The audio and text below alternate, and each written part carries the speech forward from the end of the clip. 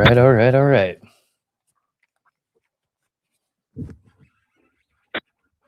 I don't know what that random.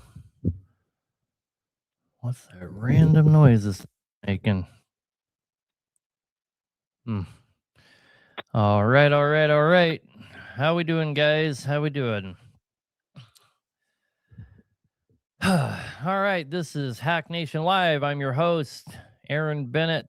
Coming to you every Wednesday night, at least every Wednesday that I can make it here. 7 to 9 Central Time. If you guys are new to the show, this is a call-in centric show. The number to call in is 573-422-4225. You can call in and be a part of the show. If you're watching from TikTok, tends to be a better experience over on Facebook or YouTube, as long as the internet holds up. Hope everybody's doing good. This has become quite a popular show. Got a lot of regulars here. If you guys are new, welcome. We encourage you to get in the comments section and be a part of the show that way as well. We encourage you to help from the comment section as well. We get a lot of people's questions answered just from the comment section, so it's highly appreciated. Being your host, I appreciate it, of course, and I don't have any kind of chip on my shoulder where I think I know more than everyone else, so I actively use the comment section to the benefit of the callers. Again, guys, the number to call in to be part of the show is 573-422-4225. If you don't know what this show is about, I am a heavy-duty diesel engine mechanic, and I try to come on here and help out as many people as I can. C model, how much is too much for the fuel screw? Well, man, there's an art to that. There really is. The art really comes down to turning the screw and revving it up and watching the color of your the color of your exhaust. Really, it's not something I can really give you a clue in on, from here. So love the comment, he says. Well, thank you, sir. Or the content, sorry. I do appreciate that.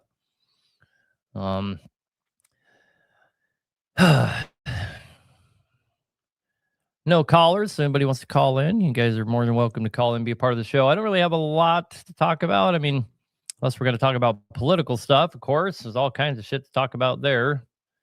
It looks like we're going to go back and, the Nobel Peace Prize wish he was the winner of looks like he's going to go bomb the shit out of Iran because that's important. Is there a benefit to upgrading your exhaust manifold to lower the exhaust temperature? Yeah, I mean, obviously there's a benefit to that. It's not just about lowering the temperature. What you're really doing by getting a upgraded manifold is you're allowing a lot more air to flow.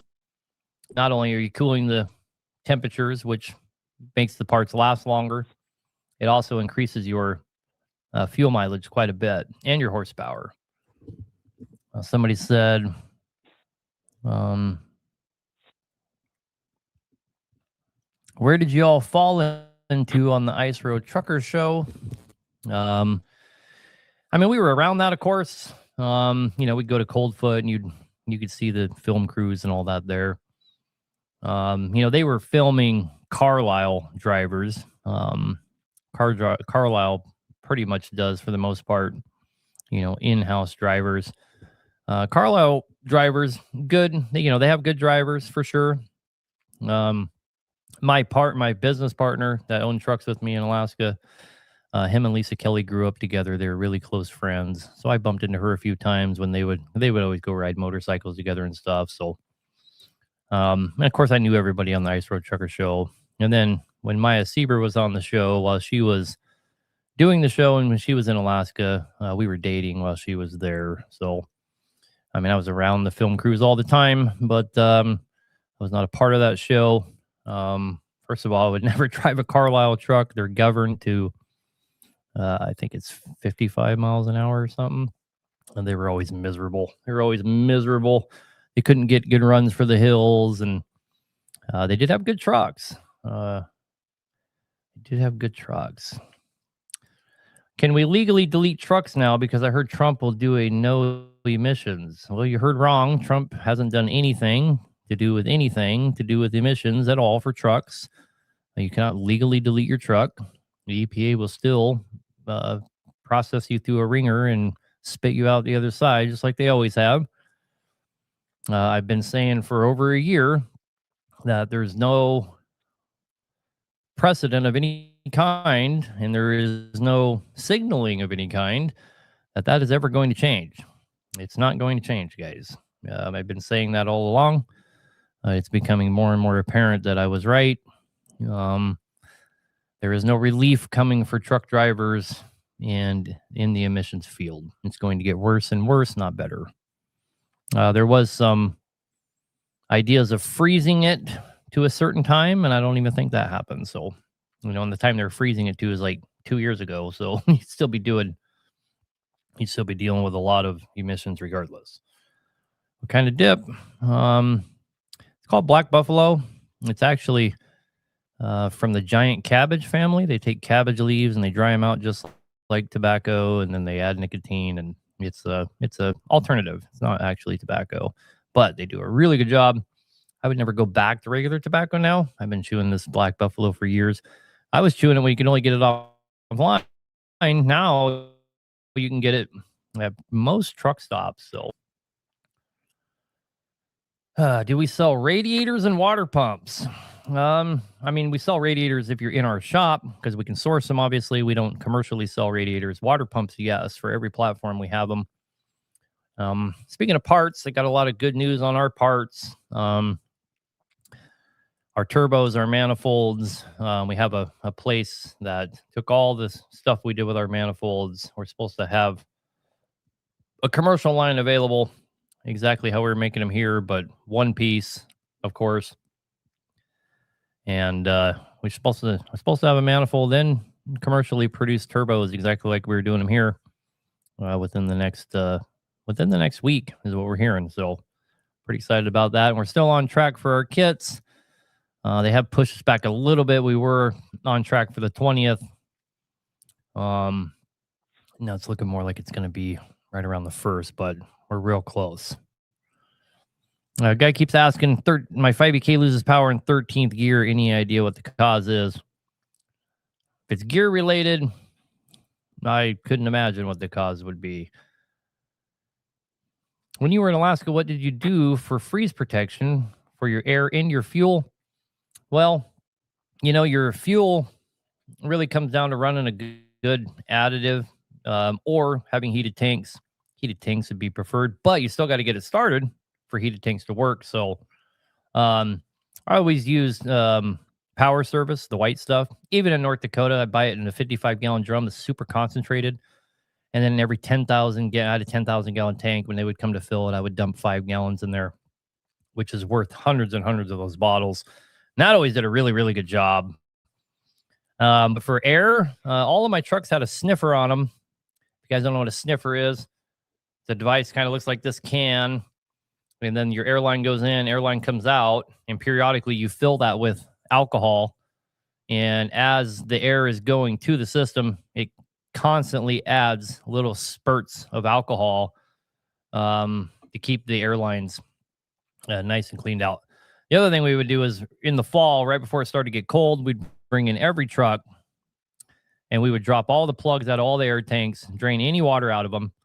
And then I would put a bottle of antifreeze in every single one of them. Not like engine antifreeze, obviously the ethanol rather, in every one of them. And that's how we'd get the year started. And then we would keep the sniffers full. And then always, kind of protocol, if you're in the northern states, when you go to hook up a trailer, you'll go and fill up as much of that red hose as you can and get it hooked up to the glad hand, push it in, and get a huge burst going to the trailer. That usually works everything up.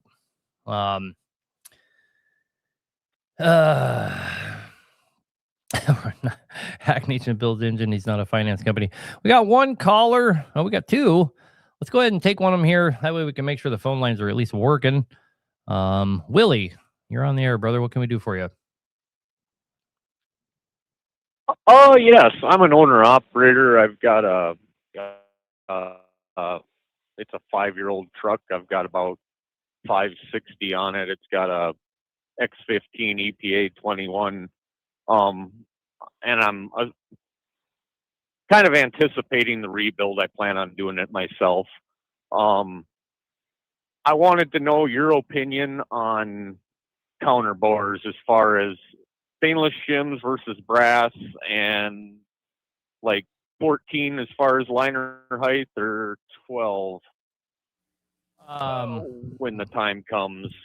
Okay. And I plan on doing the work myself, I guess. Yeah, no problem. When it comes to it, but long story short, man, I got a couple thoughts on that. First of all, we don't use stainless shims here. I never have. I'm not going to say I've never done it. There has been some times when we were trying to save a block, and we had to get something bigger than 40 thousandths, which would be 2 brass shims stacked, right? Which you're okay to do that. And we've had 60,000 stainless shims made. I avoid using stainless shims on purpose. I believe, and I don't believe the claims that stainless shims somehow make it last longer and drop. There's more longevity before it starts to drop. I haven't never seen any evidence for that. No one can provide you evidence for that. People's idea of giving you evidence for that is to say, "Oh, we don't have any problems." Well, that's not any kind of R&D, right? That is anecdotal evidence at the best, right? At the worst, it's bullshit. So Cummins certainly wouldn't recommend you use stainless shims. What we have seen from using stainless shims, and this is real world here, is we get trucks in here that were done with stainless shims, and we see a massive increase in deck or in counter ledge fretting, where the wall is falling away, the ledge is falling away from the wall, and you have separation of the metal, which is already kind of a problem, right? And it makes sense because the brass. So you're saying? Go ahead. So you're saying that the stainless can actually has the potential to damage the block furthermore as it wears. Yeah, you're fucking yourself for the next time you want to build it, in my opinion. Well, that's that's just it. I plan on keeping this truck a long time, and there'll probably be another time when I have to rebuild it. So I think that kind of answers that part. So you go 20 now and go 40 later. How about right? Oh, okay. And to answer your other question, Caterpillar figured out, guys used to go higher than 14, and I do 15 on all mine, right? But Cummins has updated that long time ago to lower it down to 12, and it's because their own internal R&D showed that putting him at 14 actually exacerbated the problem because there's too much pressure on it. So they dropped it to 12, and we immediately dropped it to 12 along with them. We used to take them to 14 as well, and we have seen dramatically better results from them being at 12 than when we were putting them at 14. Now, from the factory, they put them at 10, right? They put them at 10 from the factory, and that's why you have all these guys on TikTok like, well, the problem with Cummins is, you counter, they need to be counterbored. Like basically they're suggesting you should take them apart the day you get them and counterbore them, bring them up to some crazy height and put them back together. And all of a sudden you have this great engine. There's no evidence for that either. Guys get 1 million miles out of Cummins. It's not unheard of. It's not commonplace, but it's certainly not unheard of. And they were set from the factory at 10. Right. And then Cummins tells you the second go around to take them up to 12. I think anybody going over 12 is blatantly doing their customer or themselves a disservice, and it's based entirely on how they feel and doesn't have any merit to it at all, along with the stainless shims. I don't see any merit for it at all. Okay. Well, that kind of. So, and then the other thing, you're dealing kits.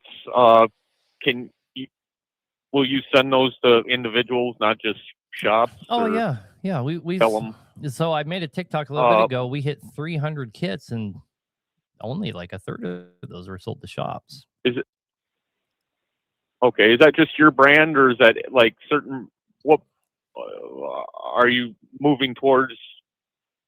Like a Hack Nation brand, or it was supposed to come out on the 20th. as far in a kit? Yes, they were supposed to come out on the 20th. We just got pushed back to the first. Sounds like, and that's all revolving around the box. The kits are done, right?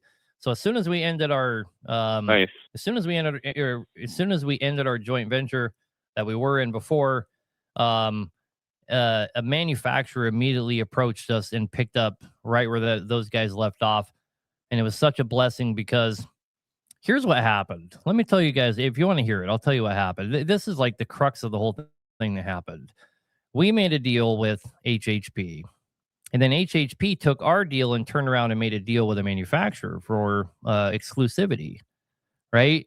Well, that was never what was supposed to happen. We were supposed to go do all this R&D, which we did, and build some stuff based on those results. And what happened is they made it an exclusivity deal with somebody else, and then they were locked into something so they could get all these special deals and make a bunch of money.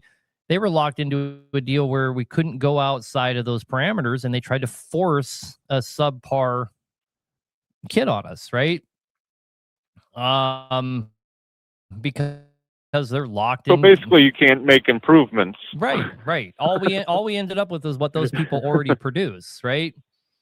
So now where there's no middleman, we're dealing directly with the manufacturer. That has been amazing. He's jumped through a million hoops. He's made a million changes. He's done a bunch of design changes. Anything we wanted, and the kits are done. We just don't have a fucking box. This box thing has been killing us. So the plates are done. They're starting to run out production on boxes. We thought about sending them out in plain boxes, but how gay. We just, we want to do them in a good box. So we're just waiting on the box. The engines are done. So in the meantime, we, when people call us, because so many people call us for parts already. When people call us right now, we just, kind of what's your preference or whatever. And then we bring it through here, and we already have a lot of them in stock, but we just bring, AFA. That's the main one we're doing is AFA. And we'll do some McBee and some IPD and some PAI. And we bring them through here and we process them coating wise the same way we would on our own kits, right? Is it the same as buying a kit from us? No, but even when I have a kit to sell people, I'm never going to come on here and tell you our kit's the only one that's any good, because it's not fucking true, right? So I don't have any problem selling a guy an AFA kit or IPD kit or a McBee kit. I don't have a problem with that at all. Why would I? I would be lying to you if I tried to, what am I going to do? Turn around once we have a kit and say, oh, these other ones are junk. I'm never going to say that because it's not true. I've been using them for years. They got, all those guys I just named, they have quality shit. I'd use them again tomorrow, right? I will be using them again tomorrow, be honest with you. But is our kit going to be better? Yes. Does that make anybody else's worse? Not by any stretch of the imagination, right? That makes sense. Yeah, great. I'll probably be going through you guys because your integrity does it all. And if I'm putting it together and I break a ring and I need to get a hold of you, I'm sure you'll. Yeah, we've had some growing. You can take care of me, right? We've had some growing pains, but our growing pains have all been around item fulfillment, right? And it's just not having enough people. We had a Christmas party. I think I mentioned this last show. We had a Christmas party and there was 43 people there that are on our payroll. I didn't even realize that many people worked with us, but and we don't have enough people, right? So and we've hired probably 10 people since Christmas, and then there's that whole process of, how do we train you for your role, your item fulfillment, and your, this, that, or whatever you might be. But we've about got it locked down now. So almost all of our problems and any complaints we've had have all been around just being good about getting people tracking numbers and making sure they got their stuff and they got the right stuff and they got the right stuff on time. And, those are things we've never had to do before on a massive scale. We're selling anywhere from 75 to $150,000 in parts a day. That's a lot of volume. That's a lot of stuff you have to track and keep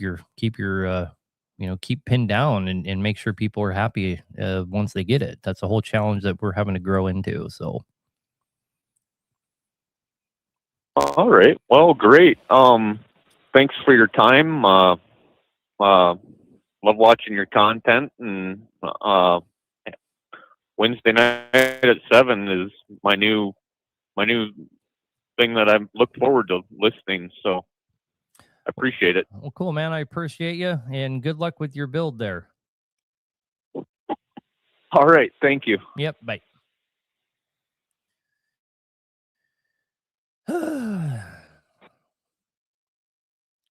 What is your thoughts on VGT turbo conversion on a 12.7?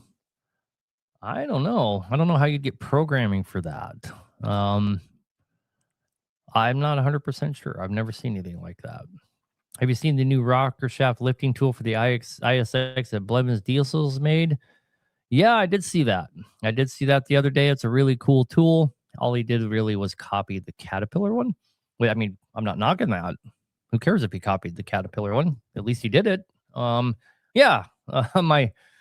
several guys in my shop sent me that video as soon as he made it, and they're obviously recommending, boss man, get us this thing, How did you get the Hack Nation front covers made? Brother, I have 3 places that make me those front covers. They're pretty hard for me to get my hands on. 2 of those places do the designs in them for me. But to have a place that can keep up, we use several different places to do it. They are available out there. But the fact that I have to use so many places, I don't want to give up my source and give them more problems.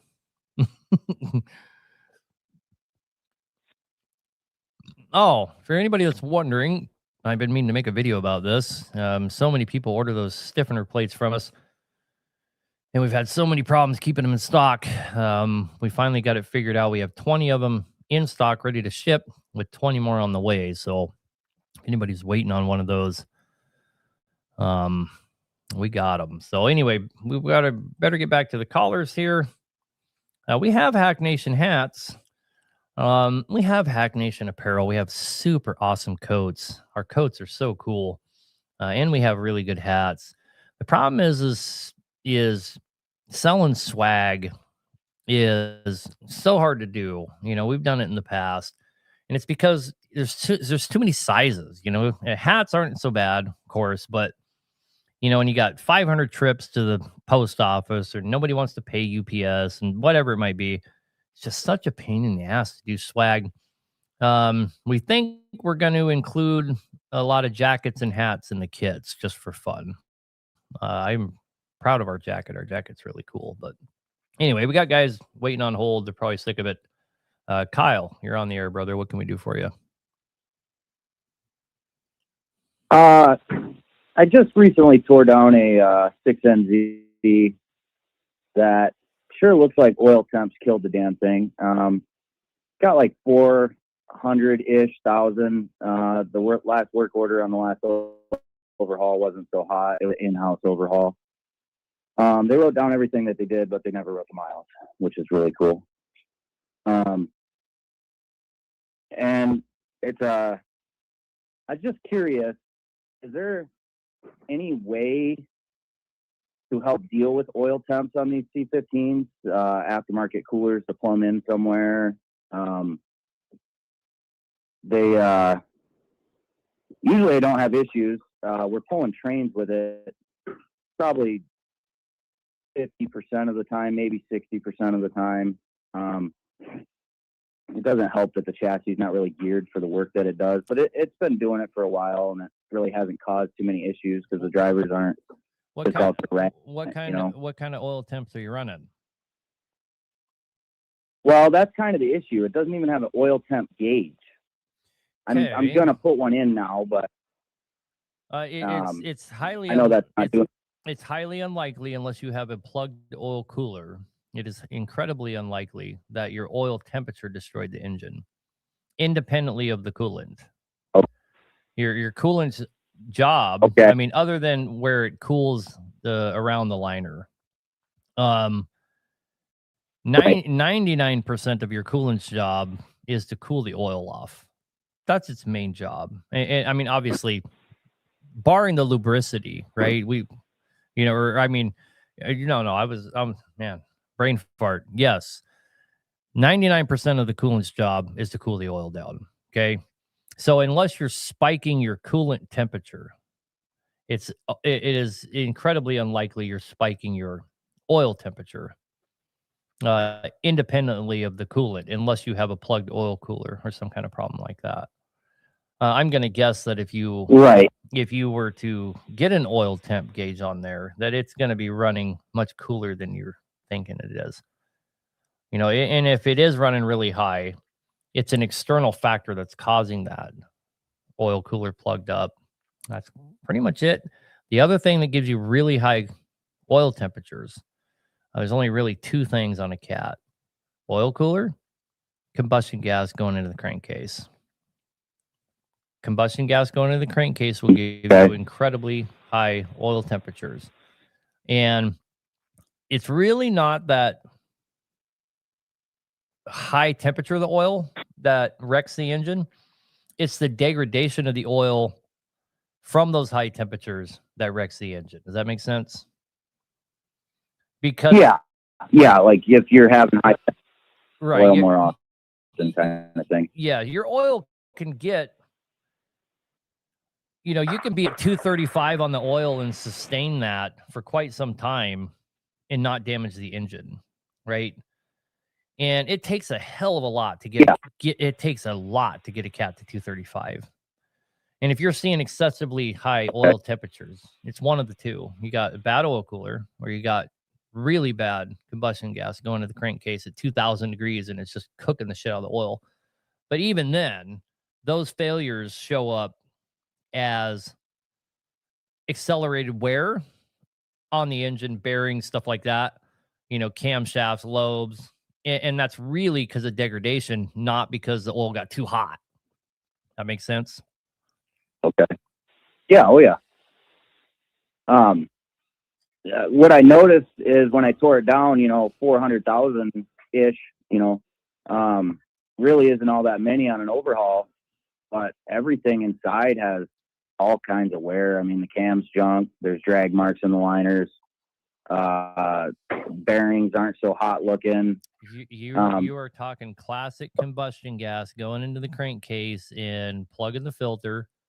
Like one guy just mentioned, that now it's putting more and more oil through the bypass. It's not getting filtered at all, and it's wrecking everything. That sounds just like I have excessive blow by going down to the crankcase and destroying everything.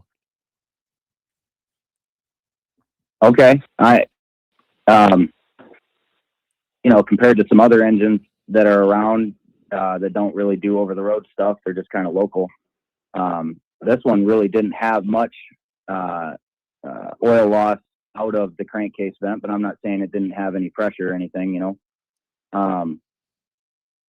the oil pump gears got so hot that they turned blue. And then it spun a bearing.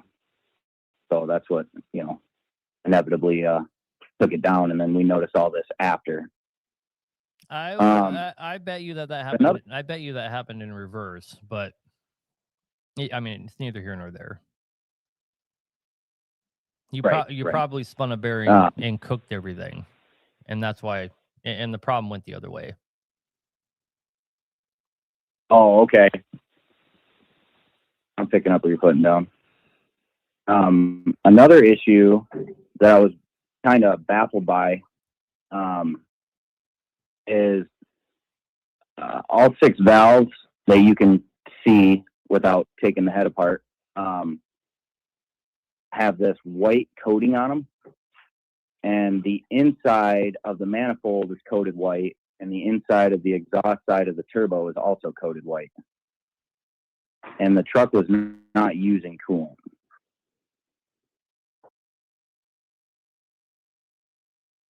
wasn't sure if you had a thought process on that.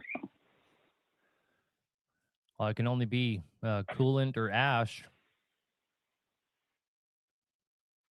I mean, if you were From oil? if you were getting her insanely hot, it could be ash. Okay. Which could have been from when the oil pump got hot and everything else got hot. Mm-hmm. Intake temperatures went skyrocketed. It wouldn't take long. Okay.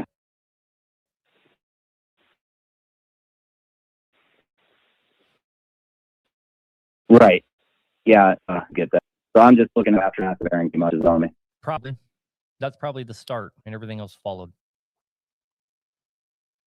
Okay. Well, that's all I needed to hear, but I was just looking for some other opinions. You know, some of the guys I work with weren't really 100% sure, and I'm fairly young yet, and this is the first time I've seen anything like that, so I wasn't 100% sure either. And again, I'm certainly not Jesus. I just giving you my opinion too. Well, and you know, I do maybe 2 or 3 motors a year. You know, I've only been in the game for 7 years, so you definitely surpassed me in the amount of carnage and damage you've probably seen. You know, I would bet that. But anyhow, or even that I probably surpassed you in the carnage that I've caused over what you've seen. To be honest with you, the amount of them that we do. So anyway, I was just talking. I get it. I do. Anyway. Nobody's perfect. All right, brother. Well, good Thank luck. you for your answers. Yep, good luck with that one. Yeah, I was just talking to I handle all the warranties here for our parts sales. And I was just talking to a guy today. I was like, he was telling me something about his mechanic. I was like, I probably caused more carnage than he's seen. Yep. Which gives me a unique perspective when I'm, dealing with warranty stuff. Ask me how I know. We've done it. So anyway, yeah, probably need to call Detweiler and have him get me lined out. But anyway, Joseph, you're on the air, brother. How can we help you? Well, I got a question about Cummins, the IX15s. We got her fuel tested, and her filters on our one truck comes out black, and then it clogs up. So what's your opinion on what would be causing that? I noticed we've noticed that our one truck too gets really hot. It runs about 250, about right on the borderline of 250. Does that have anything to cause fuel from turning black and stuff? Who's dying in the background? Oh, that's my kid. Sorry. No, you're good. He just woke up. So. Let me. Anyway, in my experience, of course, there might be all kinds of guys that say all kinds of things in the comment sections, and I welcome that. But in my experience, there's only 2 things that make your fuel black. Yeah. One of them is algae problems. You have some kind of growth in the fuel tank, and that will make your filters plug. Yeah. Then the other thing that makes your filters black is you're getting combustion gas back up into the fuel rail. It's kind of a common problem on cats. I actually have special tools here to cure that seat problem on cylinder head. Older cylinder heads, we'll run the hones down in it to try and cure that problem. And that's probably what you have going on, even though it's a Cummins, right? Okay. Yeah, it's Cummins. Yeah. Yeah. And Okay. I don't know what the cure is for the Cummins for that other than changing injectors. Okay. Well, we're kind of looking into some things like that too, and then we one of our Cummins motors have the oil cooler rail and all that stuff with the oil filter, and that's the one that still runs like 249, almost 250. And I've seen your product that bypasses the thermostat. Well, will that help that too? Or is it probably not? I mean, or it will. I mean, if you're really running that hot in your oil, that's fucking really hot. Holy crap. Yeah. I mean, that thing that we have, the thermostat bypass, so to speak, which it doesn't actually bypass the thermostat, so it's not really a good name for it. Right. Right. That thing is awesome. I mean, it makes it run like a cat, but that's going to solve one issue for you exclusively, and that is to lower the oil temperatures. That's it. Right. That's the one we're kind of looking at that for, is because, like I said, it runs really hot for some odd reason. I mean, nobody can seem to figure it out, and I've been watching your Facebook stuff, and that's what I kind of recommended as one of your products. So we're looking into going there and doing that. So. Yep. I mean, but if it's really hitting close to 260, you might have a different problem. You might be, like we were just talking about the last caller, putting combustion gas down into the crankcase. Right. Okay. I'll mention that too. Maybe that's a possibility too. So cool. Thank you. All right, sir. Well, good luck. Yeah, I appreciate that. Yeah. Thank you. Yep. Bye. Bye.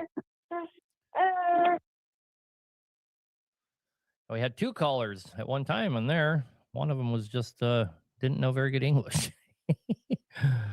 Better keep it quiet. Trump will deport it. Matt Whipple says, can a bad EGR valve cause antifreeze to push into the overflow side of the coolant tank on an ISX? I don't think the valve can, but I'm pretty sure the cooler can. People can correct me if I'm wrong, but I'm pretty sure a bad EGR cooler could do that. I don't think the EGR valve can. Yeah. I mean, if it could be a blown head gasket, yeah, certainly could.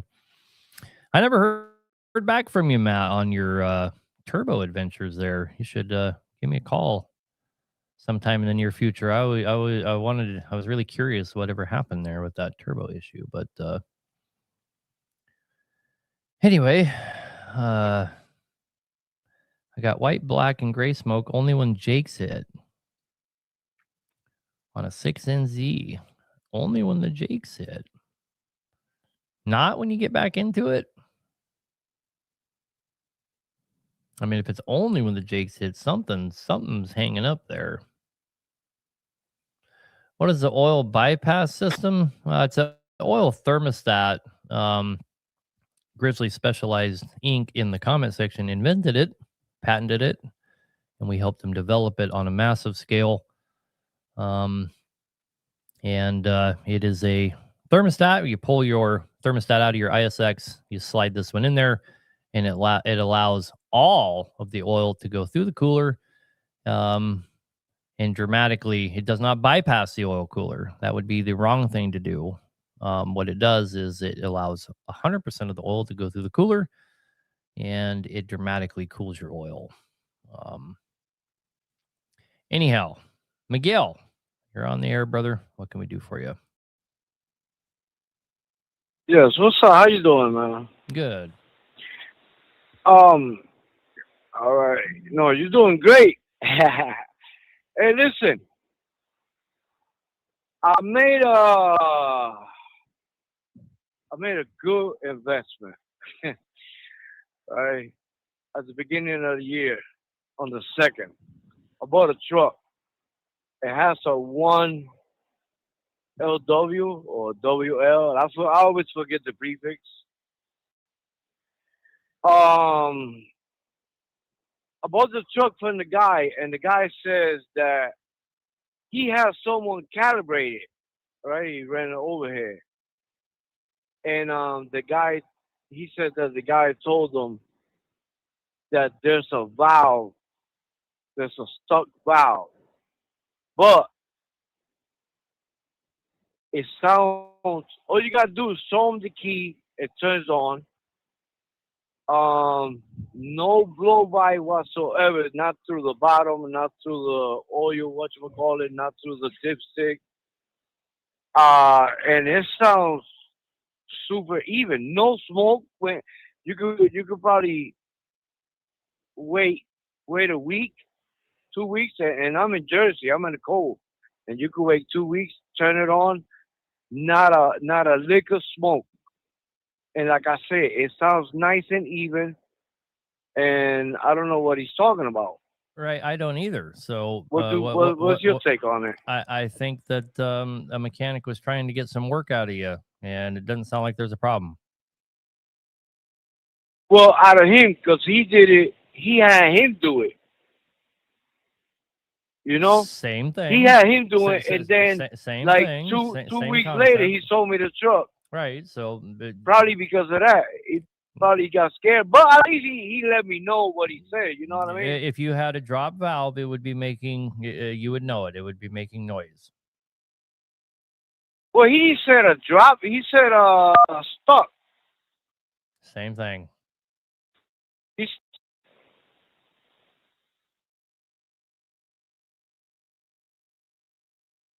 wouldn't the valve get stuck on the head, and the drop valve It would drops be. It into would the be piston? popping loud as fuck.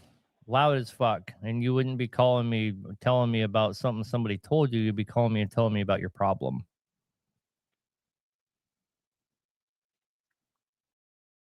Gosh. So don't worry about it. Okay. Don't worry. All right. All right, bro. Alrighty then, man. Appreciate you, bro. Yep. Good Take luck, care. man. Bye. I'm pretty sure about half of my listeners on this show put about 5 or 6 of them down and maybe take a few tokes for the call, which is fine. I don't have a problem with that. I'm all about it. What's the most we can get out of an 855? Brother, we sell a kit for the 855, depending on which one you have. Like if you have a big cam 4, we can get you up there about 5 1/4, 550, somewhere in there. We sell a whole kit. It comes with the pump, injectors, manifold, turbo, the whole kit. It's all bolt on, and it will take your big cam 3, big cam 4, and bring it up there to the 500 something horsepower. It's an absolute badass kit that we have. I haven't made videos on them. We've sold quite a few of them, but I haven't made any videos on them just because we're trying to get 4 or 5 of them in stock. Because if I make videos about them, everybody and their mom's going to call and want one. So but we have them. If you can give us a call, we can get you hooked up. It's a badass system, man. We send you everything. Maybe it got unstuck. Anyway, let's go ahead and go back to the callers. There's so many. Holy cow. All right. JC, you're on the air, brother. What can we do for you? What's going on, Hack? Not much, man. What's up? Got a copy there? Yeah. Hey, Hack, I got an X15 2450. That's the number on the side, the latest one, whatever, the latest version. And I deleted the whole thing. That comes with all that crap on it. It was a 605 originally, and I put a 78 by 132 turbo on it. Is there a programming on the ECM that this thing could last, or is not possible? A program to do what? Okay. I deleted my engine, an X15. I heard everything you lightweight. said except for the last part. Is there any tune that this thing will last with just a regular turbo on it? Has a 78 by 132 on it. That's not the turbo I would have put on it.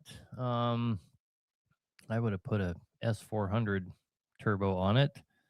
That serves the purpose better for that. S400 would do better. Yeah. Tip. I mean, unless you're Okay. pushing some kind of ungodly Okay. horsepower through it, but Okay. Do you know of anybody, or maybe I could ship the ECM out to you or something, where I could get it tuned? I can't do. I mean, think about it, man. Look at how exposed I am. Last thing I want to do is have the Yeah. EPA kicking down my door. So the Yeah. the answer Gotcha. is gonna obviously Yeah. obviously no, right? And Yeah. Gotcha. for as long as we've been a business, all the way back North Dakota, an engine building business. I've owned a business since I was 23. So, but anyway, as long as we've been an engine building business, we don't do deletes. We have never physically deleted a truck. We just don't do it, right?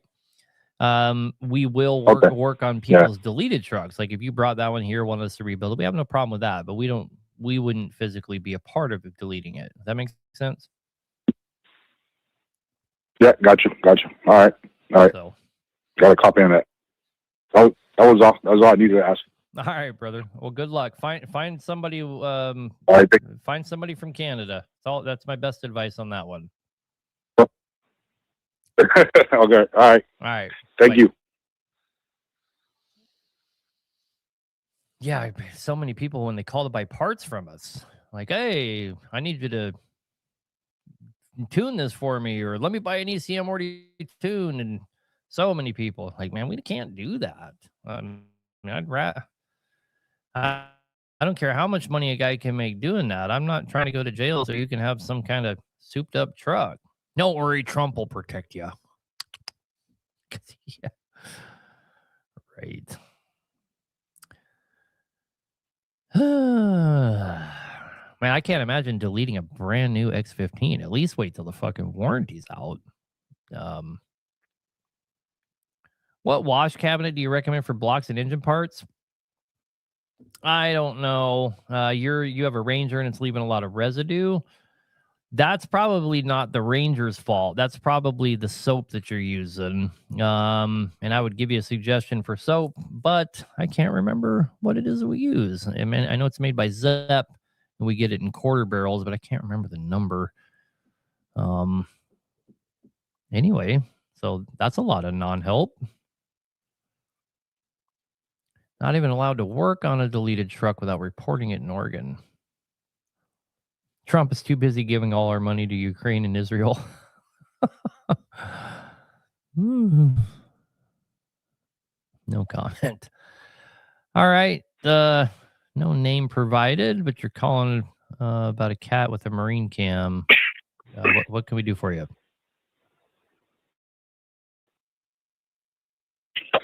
Howdy, man. Hey, what's going on?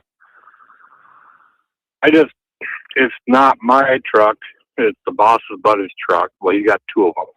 You got a C15, just straight up. You put bigger injectors in it, tuned 600 dump truck, quad axle dump truck, whatever.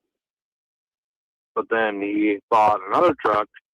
He put a C18 cam in that, tuned to 600, and which I've watched a couple of your other videos. It's like, that's not a good idea. And he said it will not start without being plugged in over 40 degrees.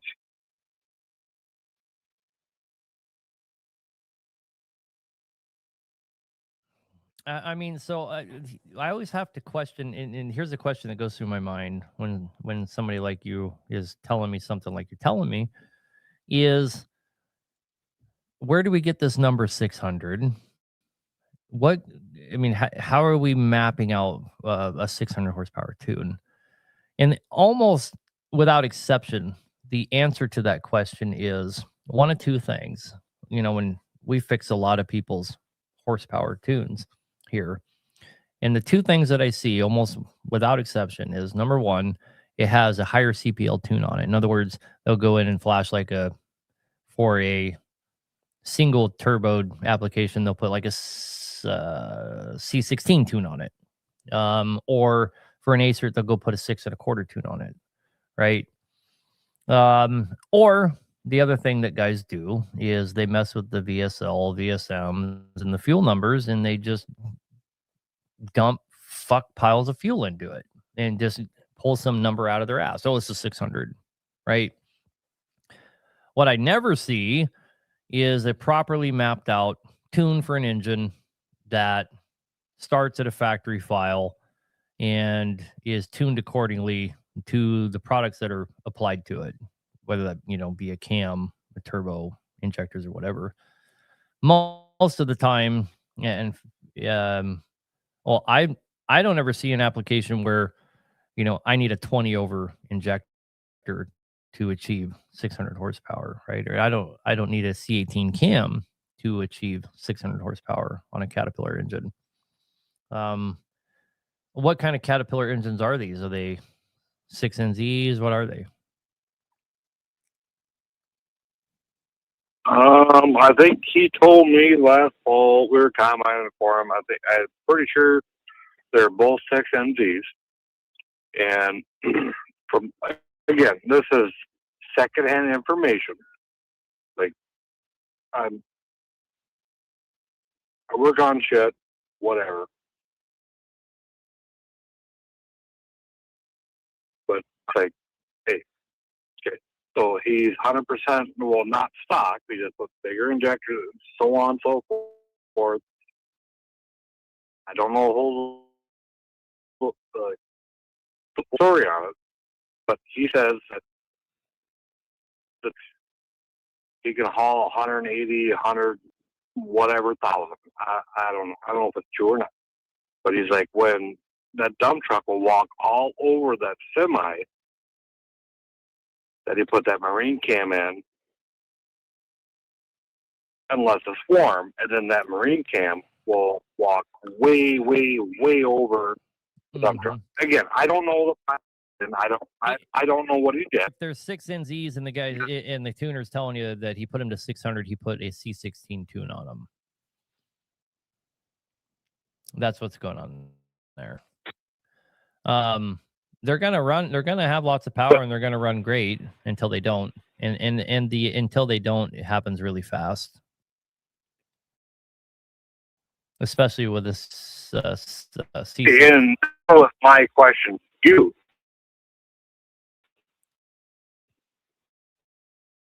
Well, someone like that's 16 tune eat C15s for breakfast. Absolutely fucking wreaks havoc on the C6 or the 6NC. Cracks the head, walks the liners, absolutely trashes it without exception.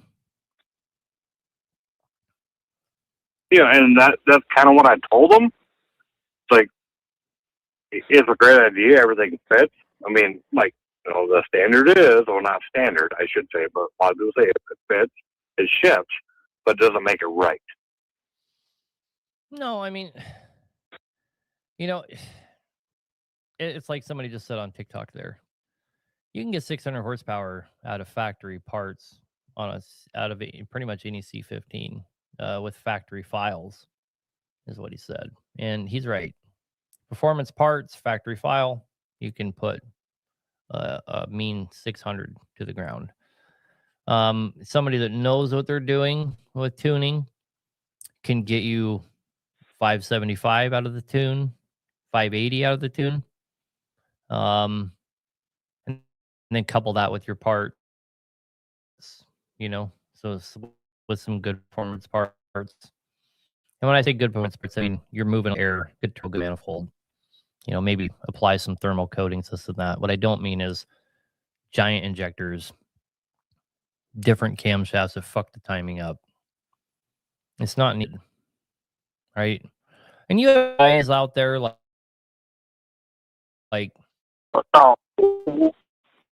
there's guys out like Mario, for the commuters and stuff like that. Those guys are building 1,000 horsepower plus engines, even way bigger than that. But they're building custom mapped out tunes that, if they're putting a C18 cam in there, their timing is in for that. Your guy putting a C16 tune on your shit and you come on a C18 came in there and put C6 injectors in it, and that's not how it works, right? All you did is trash the engine inside of 50,000, if you're super lucky, 100,000 miles. It's really fun what happens, but whatever you hope I could do for you, man. Well, I guess it wasn't much like yes to it. Sorry, excuse me. But Well, he owns the trucks. Let him right. So, I mean, he's going to drive him. Have fun. What's the problem?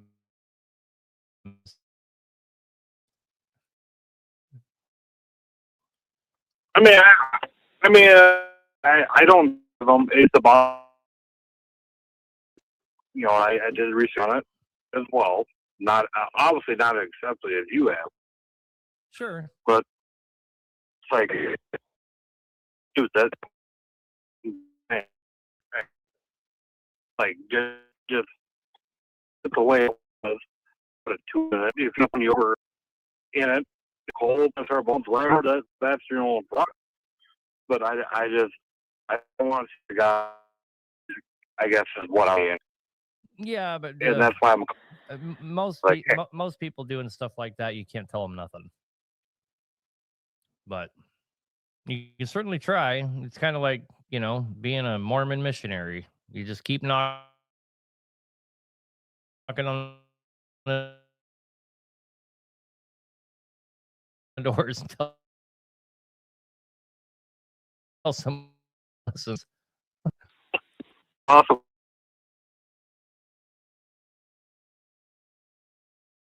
Is being really crappy all of a sudden. I have no clue why. I cannot wait. We just signed today, actually. I thought we'd already signed our deal for the new shop, but I guess signed it today. So can't wait. That one has a whole dedicated room where people before us had the super high speed with the cooling stations and all that. So I'm gonna call and have them go set all that back up. Most of the equipment's still there, and I want to have screaming demon internet. So can't wait for that, because this. If you're watching on Instagram, I'm going to end Instagram. It seems like if we're streaming on Instagram, it makes the problems way worse. So I'm going to end the Instagram feed. So Instagrammers, you'll have to go find us on Facebook and YouTube. It seems like when I get rid of that it is quite a bit, but. Anyway, big people, we're just giving you a hard time. There's a lot of people that call this show. They're absolutely fucked up, drunk or high or something. So, yeah, you got to give us a little break too.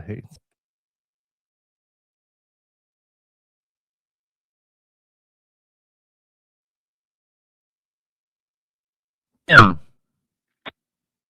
Yeah. Yep, that's you. So I've got two 2006 C15 cats. One's in the 379 Peterbilt extended. Peterbilt one runs cool all the time, like 190, 205, and oil. And has always been like that. And it seems to get hotter. It gets up to like 210 on the coolant temp, and I'll see 220 on oil temp, 25, and I'll back right out of it. And I've changed thermostat, checked slow down. Why are we backing out of it? Yeah. Because I just get temperature like that. Those are not hot temperatures, and that'd be more worried about the engine that never gets that hot. So you don't think 190 is hot enough? No. I mean, yes, 190 is great, but if it never gets hot for the engine fan to come on, that's a problem. Yeah. All right. That one's got a fresh rebuild on it, like 60,000. It's an oil temp. I heard you say earlier that oil temps like 225, 230 is sustainable, but what about oil temp those engines? 218 is when the engine fan comes on.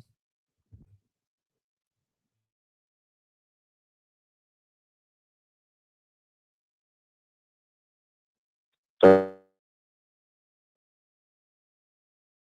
those same two engines, one of them will build like sound boost when it's cold, which seems high. And I was wondering if I should start wastegating it sooner than that. Like around 45 or it's a P15 Acer MXS cap. So it's capable of over 60 pounds of boost.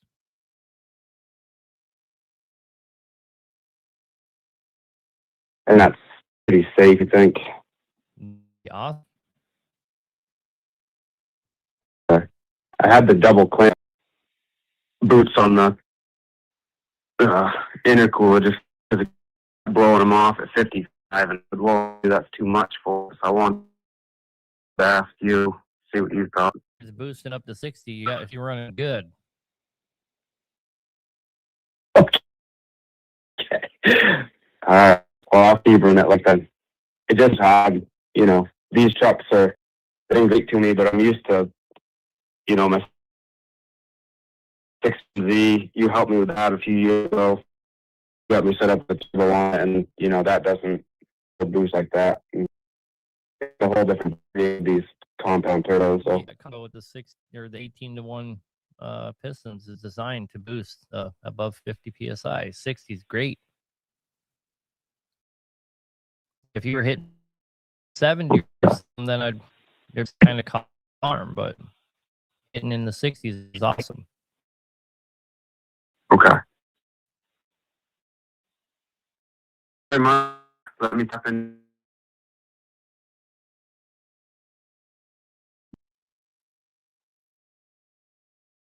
Thanks. Bye. Asking fucking internet, man. For 6NZ, what's the max horsepower you can go without changing anything? You can flash that to a 550. That 6NZ, you don't have to change anything at all.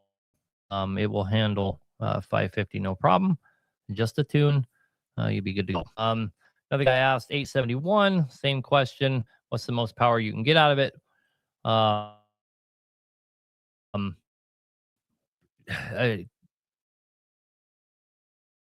That's it. Really depends on what it came from. Is the max capable horsepower of that engine?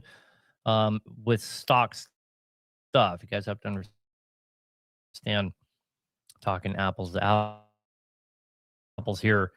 That 71, most likely, you know, it depends. What did it come out? Did it come as 565? It came as a 570, go to 605 without changing anything.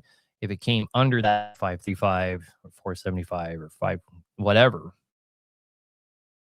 there are items you have to change. There are stock items, but there are items you have to change to take it to a 605. So capable of that 6NZ is capable of around 600 horsepower with performance stuff. And that 871 is capable of doing more than that.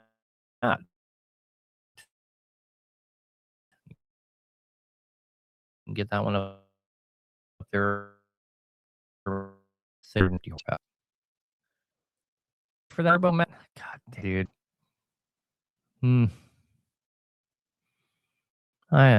Anyway, since nobody else knows that story, I'll save it. Lots of callers. We got to keep hammering at them or we'll be here all night. Michael, you're on the air, brother. What can we do for you?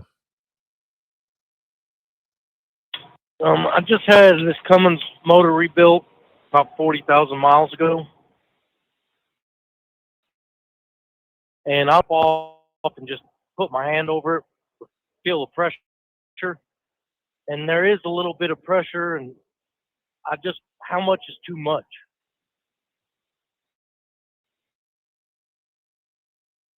Are you burning oil? I mean, how long did you have it rebuilt? No, I'm not. About 40,000 miles ago, and I'm not burning any oil. It's not using any oil. The only thing I've noticed is, that rubber plug on the very front of the motor on the left side that you can turn the motor over with a socket or a wrench. Mm-hmm. It's like oil, kind of like a residue coming out of there, but it's real. I don't know. It's Yeah, the rubber. almost like it's the rubber's oil steaming. Rubber's just wore out on that probably. The front of the engine where all the Okay. gears are running, it does produce a little bit of vapor and steam, so to speak. I don't think steam's really the right word, but it aerates the oil really bad up front in the gears, so it's not really a concern too much. As far as having some pressure on the blow-by tube, if you're not consuming oil and stuff like that, especially recently overhauled, I wouldn't worry about it, man. Just monitor your oil usage. Now, you got to have to remember a brand new engine going to have combustion gas going into the crankcase brand new. There's always going to be some pressure going into the crank. It's almost impossible to eliminate it entirely. We have a CFM machine brand between 1.5 and 2 consistently. So you do see, which is a bit the only spot go and blow up and let go and go. Whew. I mean, it doesn't take long for 2 CFM to build up some pressure pretty quick. So I don't think it's anything to worry about. To be honest with you, if you're not having any other telltale problems, it's probably not a big deal. So I'm not having any signs of anything, and I've even took the oil fill cap off and just set it on there to see if it would blow it off, and it doesn't even. So I can just feel it. So I was just wondering. Don't worry about it. Nope. All righty. Thank you, boss. I greatly appreciate it. Yep. Bye. And here's the thing, guys. If you have recently had an overhaul, are worried about it, even if you had it overhauled here, right? And you want to know, the only surefire way to know is to go take to some place that has a dyno and has a system. They measure the life. Most of them put it up, which boost pressure on top of the pistons and see what it measures out at.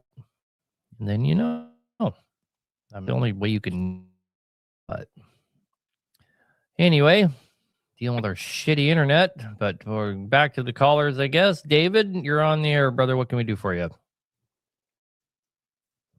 Yeah, I got kind of a little different situation. I just kind of want to see what you thought or what I need to get for the project I got going on. But I got a tire currently on this truck. It's a Peterbilt 613. And I want to swap it out for hopefully a 6MZ.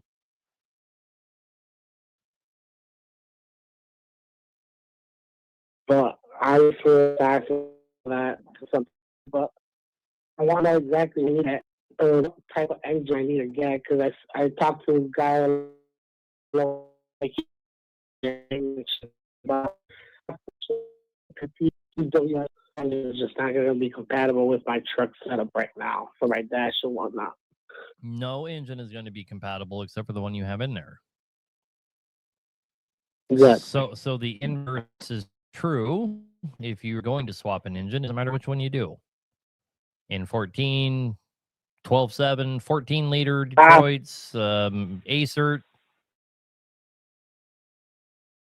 Doesn't matter.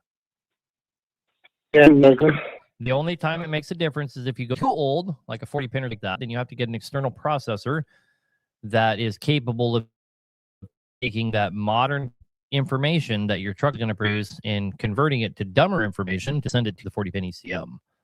the only time that it matters. So, 2WW, or I guess 2WS, 6NZ, and everything after that, NBN, MXS, BXS, NXS, all that kind of stuff.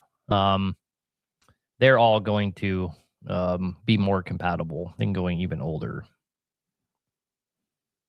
Right. The year of the truck has nothing to do with it. It's 2012. Nope. So the year of the truck doesn't affect it at the end of the day, right? No. So the best place to start to answer your question is to call Custom Truck out of Coos Bay, Oregon. Tell them what type of thing and tell exactly what you have. They're going to tell you exactly what it'll cost. And don't make the mistake that everybody makes and say, how much for a wiring harness for this? Because that is not going to give you a clear picture of what it's going to cost you. You need to ask them how much to make everything happen, and they're going to tell you motor mounts, charge start harness, firewall harness. They're going to do your air-to-air, your cooling, everything. They're going to tell you everything, and that's going to give you the best deal cost you, plus your engine, plus all, and now you can work with. Okay, makes sense. I wonder why, because the guy that I talked to, I don't know him too well, and he told me that I just have to make sure that the 70 pin CN and whatnot, but it doesn't really make a lot of sense to me. Find somebody that's not stupid to talk to. Right, exactly. And you said that was Custom Trucks out of where? Coos Bay, Oregon. Custom Truck spelled with a K. Oh, They're Coos really Bay. easy to find. Just put it into Google. KU, Custom Truck. Okay, sounds good. Yeah, I appreciate it, man. Thank you. All right, sir. Have a night. You as well. Appreciate it. Bye.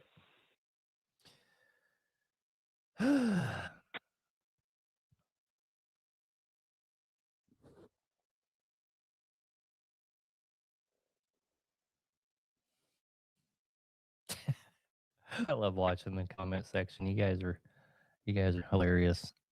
Again, I appreciate everybody that does try to help people in there, but it's just fun to watch everybody go back and forth. Anyway, Tony with 1.3 million miles on a red burrito. What can we do for you, man? Yeah, I enjoy all your videos. It's a pleasure to talk to you tonight. I got a couple of questions. Yeah, I've been doing this stupid shit, since 1984.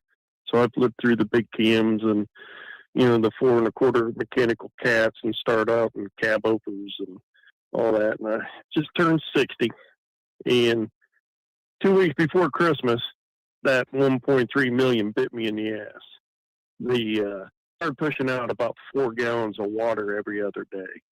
We put a new radiator in it, and because it was leaking, and then it just showed its head just pushing water out the radiator cap. And had my guy start to.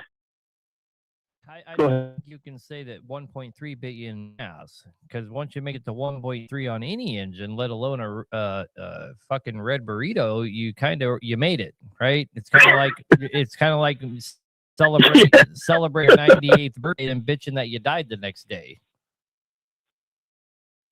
Yo, no, I wasn't bitching. It's just I was just trying to get a little history on it, And the biggest question is it's in a 14 ProStar. I mean, it's an international truck I bought off the company.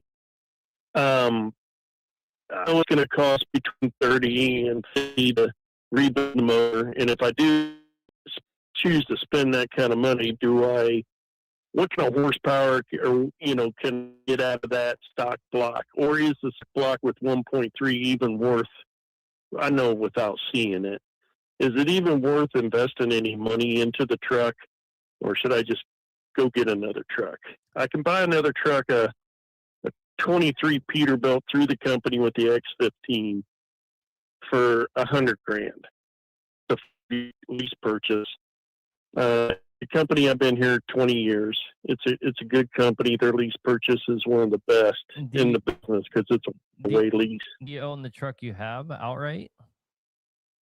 Yeah, it's paid for. I've had paid for years. Here- I'm just wondering, is it worth putting 50 grand into 14 international? No. The simple answer to that is no. Okay.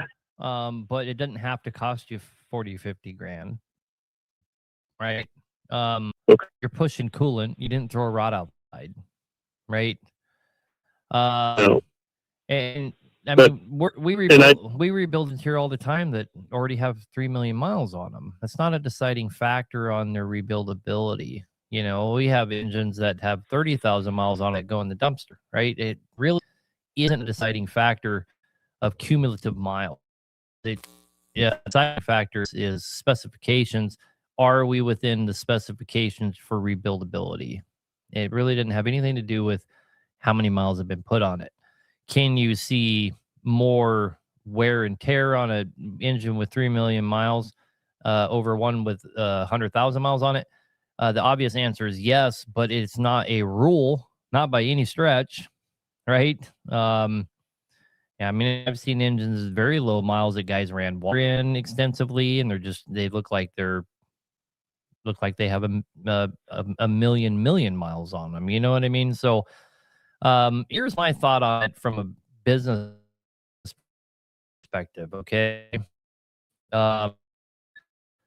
Being in the trucking industry, own a lot of trucks, 2 different collapses while owning trucks, in several downturns in the oil field and in freight and things like that. The thing that I begin to recognize immediately is the guys that stand the test of time, the guys that consistently make good money are the guys that own their shit. They own their stuff. They're not in debt. And so to me, I never had any debt. I didn't owe. I bought things that I could buy outright, and my trucking company. And I personally think that was the reason down through is because I didn't have any debt. I could park trucks at willy-nilly. You know, I could park trucks because Yeah, exactly. So, you know, and I could wait it out. It's exactly what I did through COVID. I parked everything.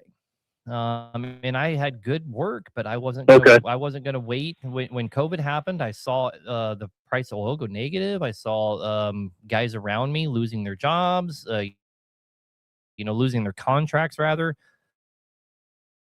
You know, I was hanging out with all the guys that in first place on and I called the oil companies before they called me, and I told them, you need to find a different carrier. And I parked all of my stuff because I wasn't going to run myself out of money trying to continue to work. And that's the mistake everybody makes is they'll go through a downturn, they'll start working for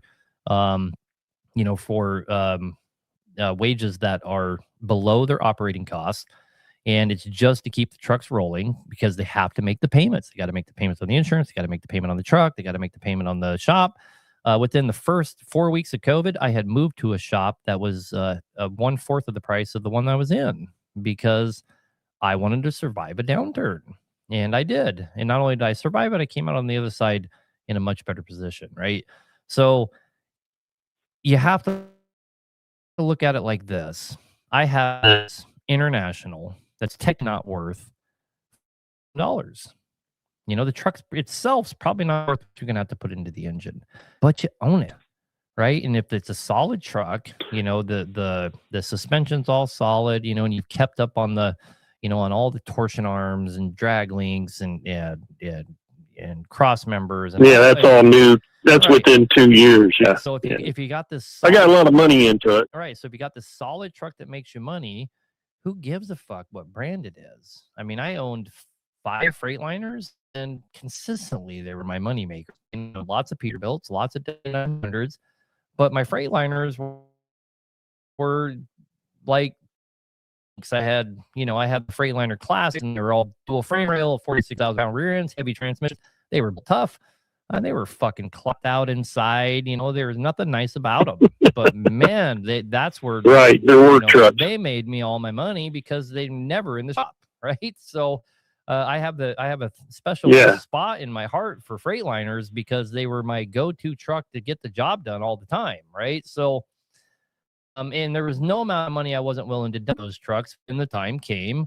And they were never worth more than $30,000 a piece. But to me, they were worth $1 million, right? And I think we're in a I think we're in a point in trucking right now. And in trucking all the time, but much downturn in the oil field here. About right now, the price of oil is higher than it was 46.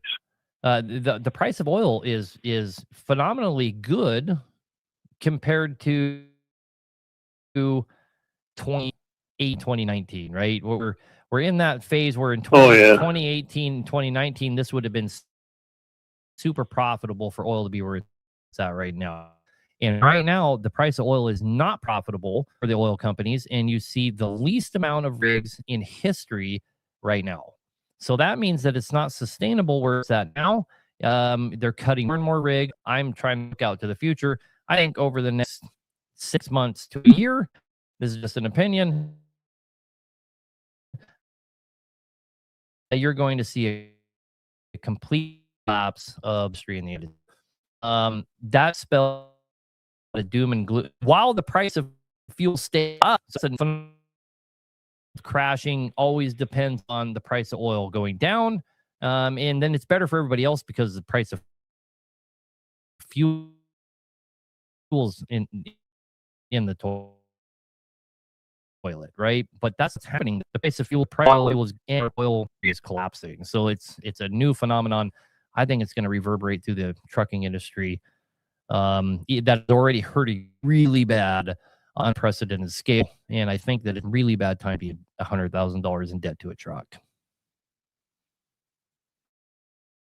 Especially at 60 years old. And I haul drywall on a flatbedder. And I mean, I have a good gig. We're still averaging $4 to $5 a month out of pipe to the East Coast. That's all I run is, but the tariffs have killed our port work. Used to load out of the ports back Pittsburgh, and now that's gone because of tariffs. So, anything that I was thinking of too is some of these Peterbilts. A couple of buddies have them through the company, and they're getting average rep, going out, fully loaded, 80,000 pounds out and back. Hauls less than 100. So it's not like we're deadheading halfway across the country. Sure. It's still kind of sustainable, but I'm just at that crossroad, and I know you've owned trucks and you've been in this business a long time, and I take your advice very seriously. So I'm just trying to, just an old fat really went into it. I pay cash for everything. My home's paid for everything I own is paid for, and I pay cash. I haven't had credit in 25 years. I'm with you there. So, yeah, and I put probably $25,000 into the truck in repairs this year alone. I just put 10 new tires on the damn thing 3 months ago. Rebuilt all the suspension, front end. I keep right. And what happened was in your your F-15s are notoriously only making it to the 400,000 to 500,000 mark before they have to be overhauled, and they're usually not like insane overhauls. But that really comes down to what shop you go to. So if I was in your shoes, I would shop it around first. Just shop it around and see what people are telling you for an overhaul. And I try as hard as I could to the truck. Right, you can leave that thing in truck. It's going to be vastly more affordable and start out with a shop that's not going to use you to retire on. That actually gives a shit about the. No, my guy can. Okay. Yeah, I got a good old hillbilly up in northern Ohio that's $115 an hour. I mean, and see what you got going on. Yeah. That's pretty much it. We got to the cam cover and 3 loads on the camera gone. Okay. And the turbo, it's a turbo. I got 1.3 million miles out of a freaking Hall set turbo. Have you ever the reducer ring? I guess there's like a reducer let side on the cold side. Yep. Finally let loose and went into the fins at 1.3 million. So I can't complain at all. I've had great luck. Yeah, well, most of the time I've found it's not luck. But anyway, that's another conversation for another time. But yeah, great talking with you. Yep. And thank you very much. Your wealth of information. I know you catch a lot of shit and people, but now I've learned a lot. And I just wanted a second opinion on what I should do. And, All right, what about, financing? What about just try and go through like maybe my local banker? I mean, what can I, with my labor rate at the guy, what can I realistically, and what kit should I buy? That because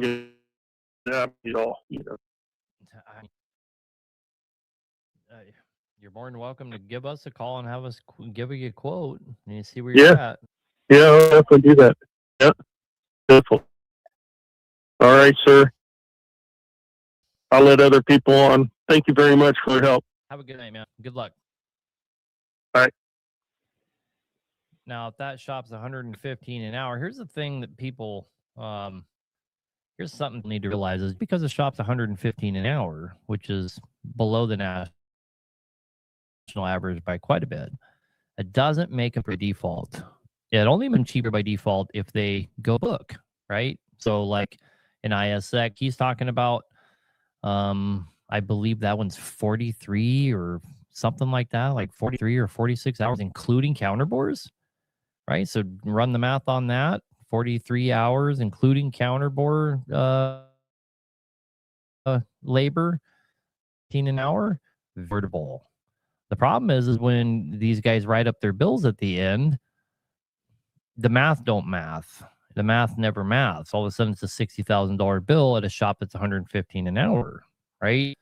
Oh, you can't just look at how much is this shop charge at an hour. Maybe you were better off going to a shop that charges $200 an hour, right? That gives you honest hourly rates. So it's not just, they're only $115 an hour. You need to, and the best way is to have the knowledge yourself. What is the segmented time for haul on an X15, ISX, Caterpillar engine? What are those numbers, right? And ask the shop you're going to. So you're going to get a Caterpillar engine overhauled, for example. So you ask them. So your hourly is $115 an hour. Okay, that's nice. How many hours you guys charge in frame? Oh, if they can't answer that, probably better go somewhere else.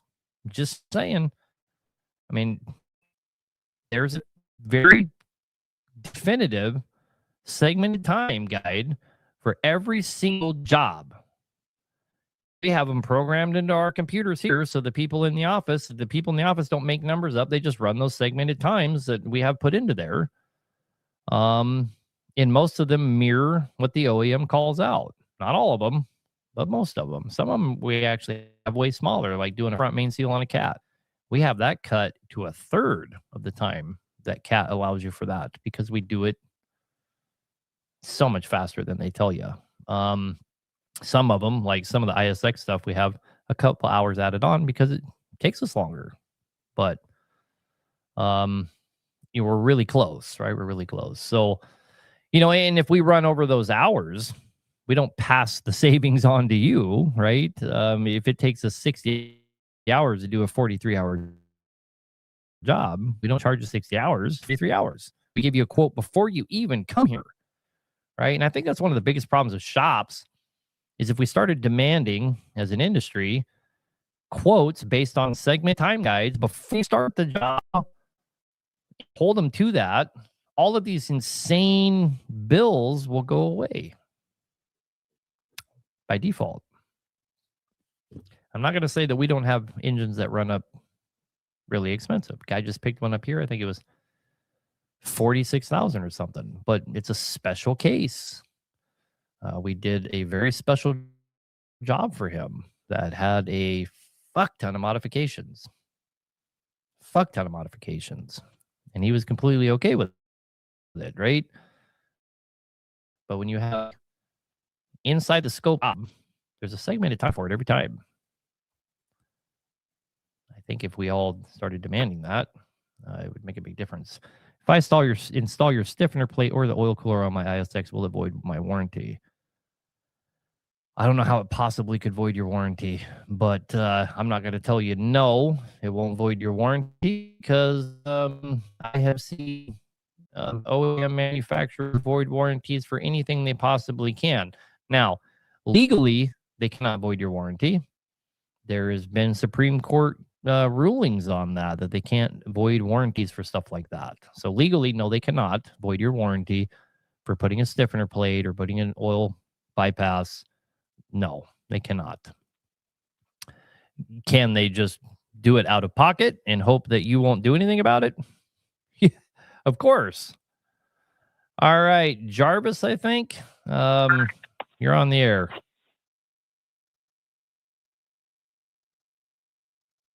That's you, brother.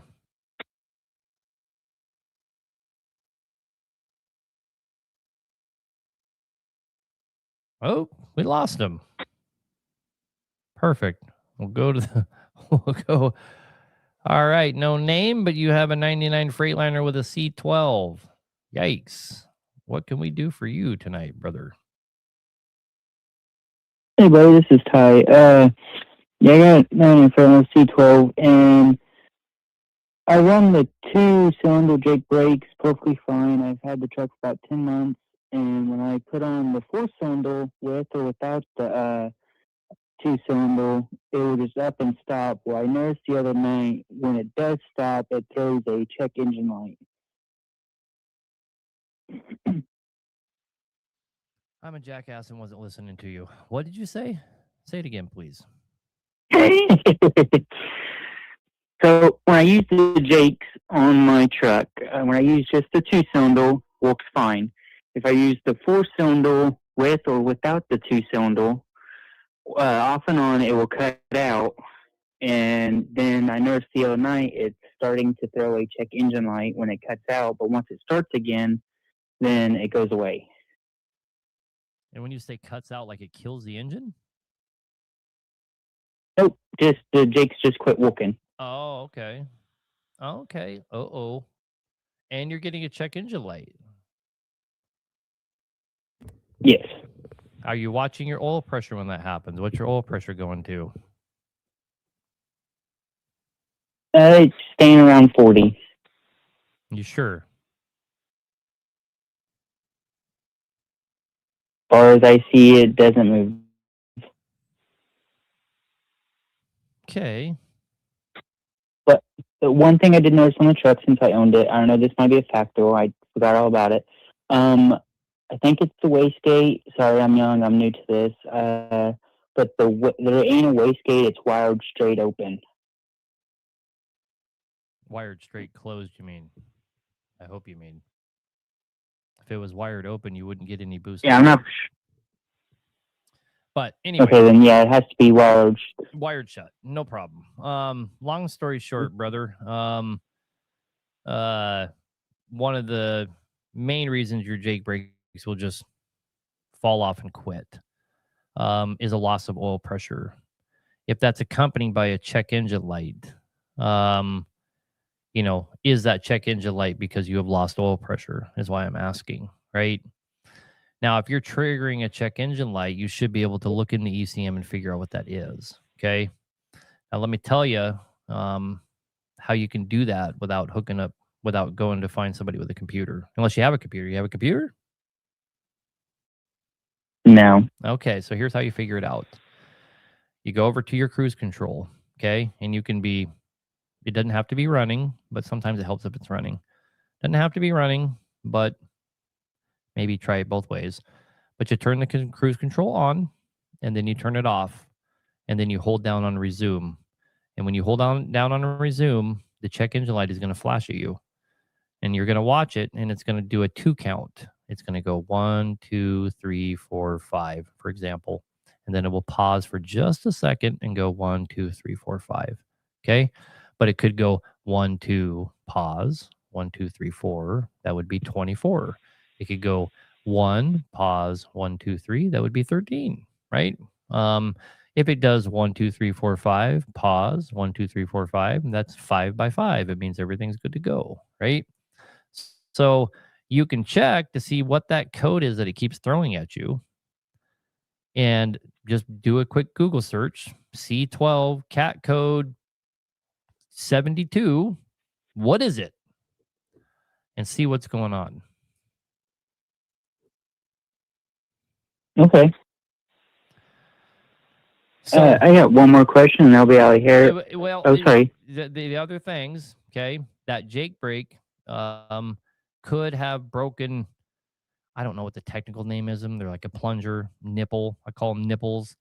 One of those could be shattered, and that could be causing the problem. It will build up oil, and then it just bleeds it all back off. You know, you may need to rebuild those Jake brakes. But the fact you're getting a check engine light would have me very, very concerned, because a mechanical, like a truly mechanical issue with those Jake brakes is not going to throw a check engine light. So if you're getting a check engine light, there's something that you need to make goddamn sure what's going on. And man, I have a hard time believing it's not low oil pressure. You have these two correlations that point straight to the same causality. You get what I'm saying? Yeah. Causation, however you say the word. Anyway, what was your other question, brother? Got a lot of callers still. What was the book? I know you talked about it quite a few times about working on engines and stuff. What was that book called? Service manual. Like you're looking for a manual to be able to work on your own engine? Yes. You need a service manual. They're really hard to get. Like if you go to CAT and ask them for a service manual, they'll tell you to get fucked. I buy service manuals from CAT. They're very expensive. When I can't find one, I get them directly from CAT. I just ordered a Marine C7 one from CAT, and it was $800.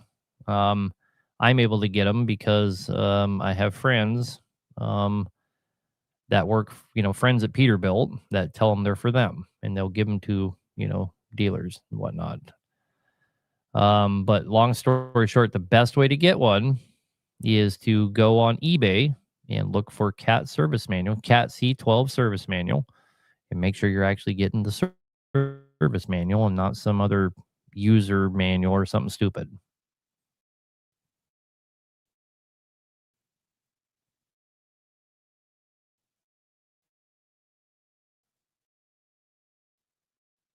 Thank you. Appreciate me too. Bye.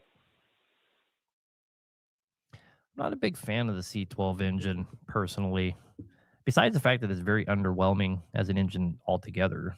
They're just kind of problematic. We've rebuilt a lot of them over the years, and I don't know. I'm just not a big fan of them. I don't think I'd ever buy a truck that had a C12 in it, even if I had a light duty application to put it in. Yeah, eBay has manuals. Yep, I buy a lot of manuals from eBay. No doubt about it. Oop, we lost a caller. Anyway, you're on the air, brother. Didn't leave a name. You want an opinion on a 3460 versus a C15. What can we do for you? Good evening, sir. It's a pleasure. My question was, I've got a 2018 Kenworth. It's a glider.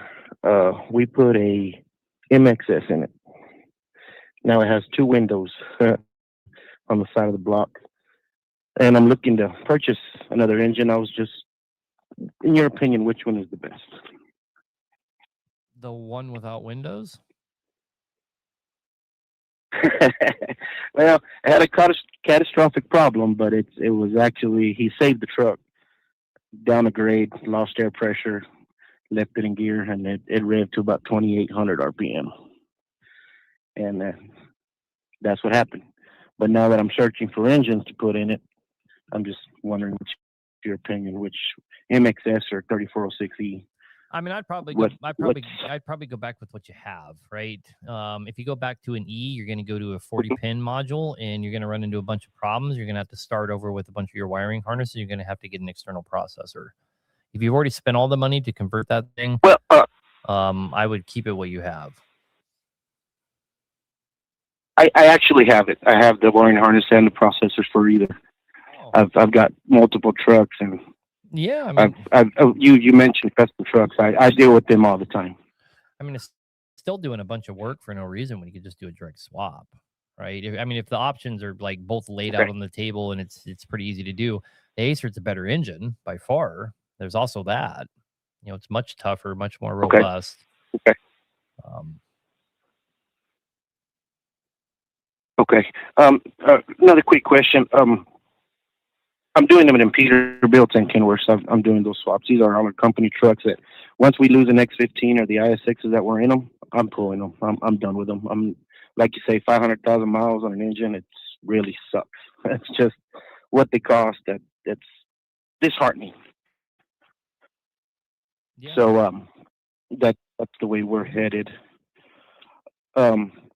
As much as possible, twin turbos. As much as possible, if I were you, I would stay away from the 40-pin stuff. It's problematic, and it's way higher maintenance as far as all your electrical stuff goes. But anyway, what about the Acerts? Twin turbos or single turbo? The ones that we have, they were single turboed out. Put the BorgWarner turbos on them with ceramic manifolds is what we had installed in them. What's your opinion there? Leave it twin turboed or single it out? I mean, if I was building company trucks, I would leave them all twin turbos. They're just so bulletproof. They're so driver proof. And they're so tough. And they're just a good system the way that they came. With everything working, VVA's working, all that stuff. And if you're good about keeping up on the internal wiring harnesses and all that, they're pretty problem free. It's basically impossible for the driver to burn it up through the pyrometer. And they have lots of low end power and lots of high end power. I just leave them, man. Leave them twins, especially if there's drivers in them. Gotcha. Do you offer them? New engines or one of your package? Yep. Okay. Then I'll give your office a call tomorrow and see what you got. Oh, quick question. Do y'all require cores? We have a core charge like everybody else. Do we require cores? Okay. The technical answer is no. I mean, the technical answer is yes. Okay. In the form of a fee or the engine, and we're 4,000. So we're like Cat, for example, 16,000. If you don't have a core, they fuck you out of 16,000. We're 4,000 because that's what it costs us to replace them. Okay, but we also have long block options available. Those are great for guys that have lots of shit already laying around, But anyway, yeah, give us a call tomorrow, man. We have everything from short blocks to complete engines. Sure. Then I'd also ask you a question if you're interested in cores, because I got a container full of X15s and IS6s. Yep. Yes, I am. All righty, buddy. Well, I'll give you a call tomorrow. I sure do appreciate it. Thank you, sir. Yes, sir. Bye. No. I'd love a container load of X15 and IS6s. I like to make fun of that engine, but I don't hate him. I don't hate him, and I think we build some pretty good red engines here. We're starting to get a really long track record of red engines running around out there with a really high mileage on them. No cores with windows. That's not true. We take cores with windows. We take busted up cores. We don't give you the full core amount, but yeah, if you have a window through a block, we'll still take it as a core, actually. All right, Tony, you're our last caller. You're on the air, brother. What can we do for you? Hey, how's it going? Good. Had a random situation happen a few weeks back, and I'm just checking to see what your opinion is on what I'm going to find. But basically, I had a driver driving down the road. The oil pan had a quick drain plug on the front lower portion of the pan, and it just exited the chat. Don't know where it went. Just lost oil for about a mile. Completely, drained all the oil. Check engine light came on, stopped the engine, and that's that. He stopped. So my question is, he stopped the engine, or it stopped itself? Basically, the check engine light came on, lost oil pressure, and it stopped itself. Yes, the engine will not turn over with the key now. Just curious, what would you do as far as what steps would you take, and what would you expect to find? It's fucked. If he'd have caught it, if he I know that, but well, I mean, I'm serious. I wasn't trying to be facetious. If he didn't catch it soon enough, right? Right. He kept going. No matter what the story is. Let me give you a little story. I was following my brother one time. We just come up out of the Yukon River. Hard pull. We both had a load coming home. Not somewhere where you want to stop, right? And of course, we're driving on snow and ice. Right. We're in a hard pull. And all of a sudden, boof, I was engulfed in a cloud. And, he's it's not like I was riding his ass. He's a little ways in front of me. I just see a cloud. And he gets on the radio and he's like, stop or you'll run into me. So I stopped. He had, I can't remember exactly what happened, but he lost all of his oil. Something happened with the oil pan. He lost all of his oil. Pulling hard pull, like truck's hot, fucking getting it. He didn't ruin the engine. He didn't damage anything, right? No kidding. Because he paid attention to his gauges. He knew before the check engine light on there was a problem. There was something wrong. He started to lose oil pressure, and he was already pulling it over before the check engine light came on. Paying attention. Losing oil, and I'm thinking of another one. I was heading north with one of my drivers. We're loaded, heading north. We're heading to Prudhoe Bay. And we just went through, and I'm starting to forget all the names. It's been so long. But we were heading north, and he got on the radio and said, "Hey, boss, I've lost my Jakes." And I said, "Well, pull over. You lost all your oil." And so he pulled over, and we both go over there, and there wasn't any oil left in it. He'd lost all the oil, and you could see where he'd lost all the oil. What had happened is busted a gear, popped a hole, lost all the oil. Fixed the hole, filled it up with oil, and we still took that truck to Prudhoe Bay. You see what I'm saying? So I have a hard time believing that a loss of oil automatically means you can't get pulled over for you burn the truck up. It's kind of what I'm getting at. You know what I mean? So if it's locked up, the truck is fucked. The truck is fucked. It got so hot, all of the bearings seized to the crank, and your head loses oil before the crank. As far as like gravity is concerned, when you lose total oil, right? Obviously, the crank gets oil first. The crank requires a shit ton of oil. That head, as you were getting low on oil pressure, probably lost oil right away, right? The head's probably fucked. So the whole thing's probably fucked. and that's what I'm trying to say. She's fucked. So do I need a new? You think I'm gonna need a new frame, new cam, new everything? Probably, but I'm not going to sit here and say it's not stoppable, right? You probably depends on how burned up it is. A machine shop can probably save the block, do shave the caps, line hone it, be good to go. New crank, rods. Right. I need a total out of frame. Yes, rods might still be reusable. If any of them got hot enough to change the color of the rod, throw them in the trash. If you don't have anything, any spot where the bearing spun on the rods, any rods with the spun bearing, throw them in the trash. Get a new one. They're only $180, by the way. But you start adding that up times 6, it starts to get expensive. So if you can save them, save them. But an overhaul kit's going to correct most of that. New head overhaul kit, and then what you're going to have to buy extra is camshaft, crank. Not a big deal.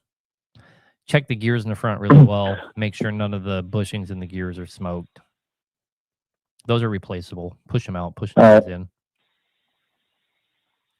Or conversely. All right, that pretty well answers my question. It sounds like it's a little out of frame. Yeah, or do something like a long block. Give us a call tomorrow. I mean, I'm not trying to be a salesman, but I've just somebody couple people in the comment section are saying it. And for this kind of situation, they're probably right. You'd probably be money ahead doing a long block and passing that burnt up piece of shit off as a core. Long blocking, you save your turbo, manifold, all those external parts and throw them on that long block. Give us a call tomorrow. We'd at least give you a quote for that. It might end up being, I know for a fact, to be way faster, and it probably end up being more affordable. Right. So I just actually put that engine in a few months ago, pulled it out of a wrecked truck, and I never checked that plug to see if it was tight, so I think it just loosened up and fell out. Yep. And it happened to pitch black, so that's why the driver didn't notice it, I believe, because he couldn't see anything. It was just absolutely blackout. Yeah, the key word there was driver. Yeah, I'll give you a story another story. I just put a brand new transmission in a truck, 18 speed, the heavy duty 18 speeds. Just put it in there. The guy only made it 43 miles, gave me a call, said there's something wrong with the transmission. I drive up there, and molten metal had come out through and fell through the transmission. It actually melted a hole through the transmissions, and blobs of steel are on the ground. And that is because the plug, the mechanic didn't tighten up the plug, and it rattled out, and that guy just kept driving it until it turned into molten steel. But that's, long before it turned into molten steel, that driver had to have known there was a problem. If I was driving that truck, we would have we still would have had a failed transmission, but it would have been failed bearings, not melted gears falling out the bottom of the transmission. That's kind of my point. Jesus Christ. All right, you would have stopped because you heard noise or something along those lines. Yeah. You would think so, but if you don't own it, you don't give a fuck. Yeah, no, I hear you. I appreciate it. Well, that helps me figure out my next step. So I won't plan on just popping the pan off and, hoping for good things. All right, brother. Have a good night and good luck with that one. Thank you, too. Yep, bye. All right, guys, that was our last caller. I won't take any more calls, so don't call in. We only have 8 minutes left, or however long. What is your opinion on the L10 Cummins? It depends on what it's in. Depends on what it's in. Yeah, drivers rocking out to the radio. I never agreed with, especially on the haul road, man. Maybe you married Ashley Kermes, didn't you? That is correct. I did. She's just right down the road from us right now at one of the people that work for us' house, hanging out, having a girls' night where we're doing the show. Oh, where are all the good questions in the comments now that we used up all the phone lines?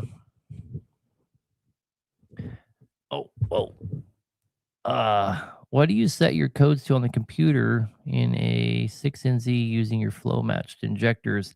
1100. I'd throw 1100 in there if I were you. It'll work good.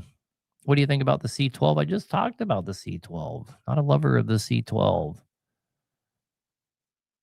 Have you ever heard chatter in the transmissions at about 70 miles an hour? It sounds like shit. Yes, chatter in your transmission in a gear is usually the bearings are worn out, and the gears are falling into the gears below them.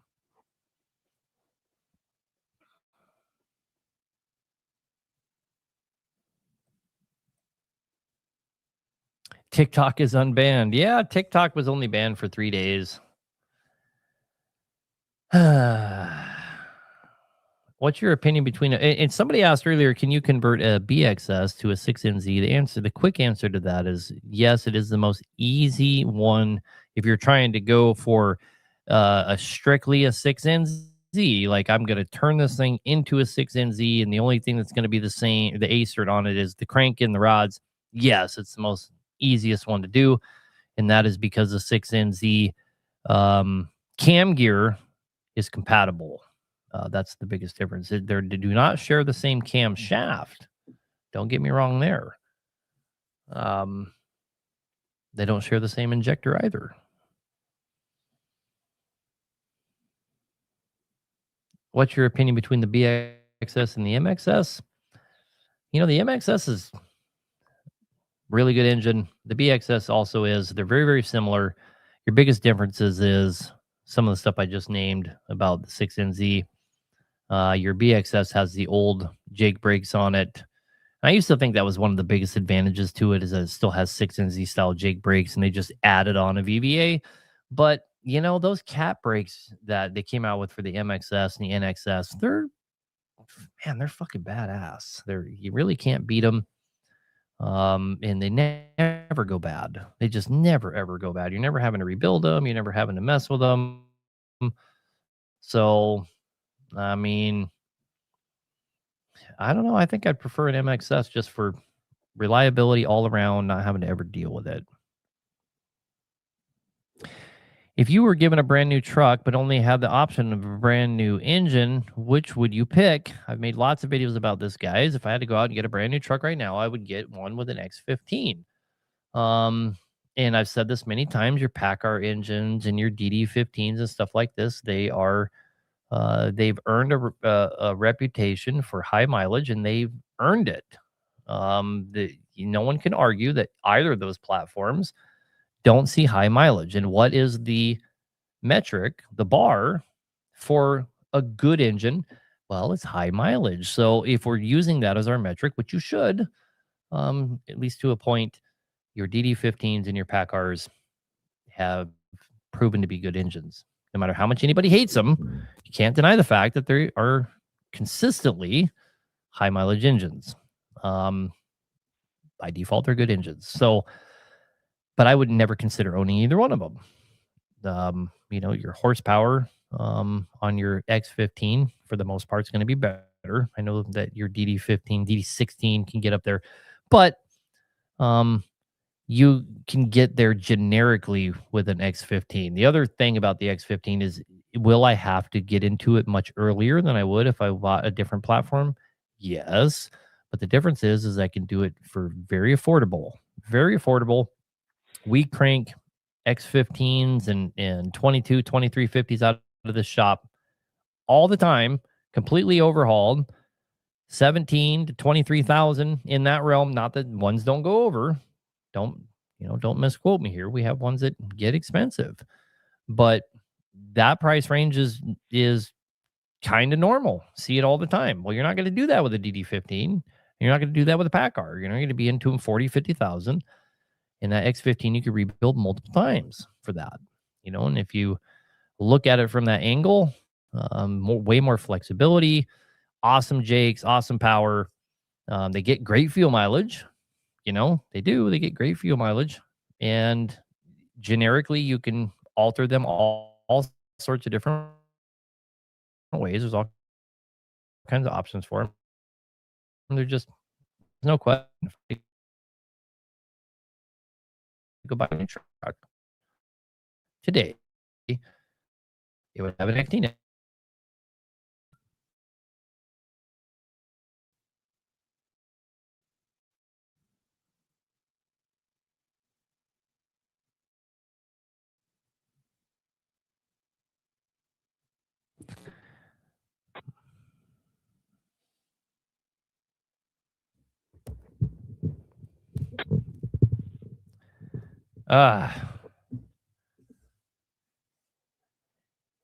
Can air get into the fuel lines through the injector itself, not the O-ring? Like,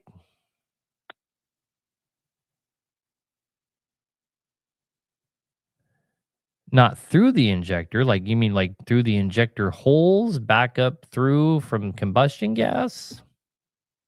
Not really. It has to go around the injector and up into the fuel rifle. That's how that happens.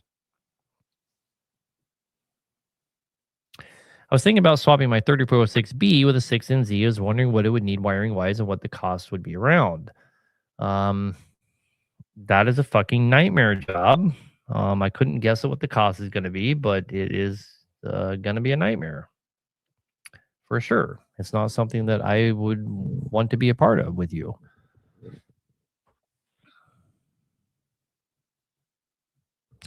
Do we have longevity performance kits for the 6 DD15, or will we be? Yes, we will, and we already do. We've sold lots of DD15 kits that are already have all the specialty coatings on them and all that, and for PACCARs. We have everything for the DD15s, oil pumps, and all that kind of stuff.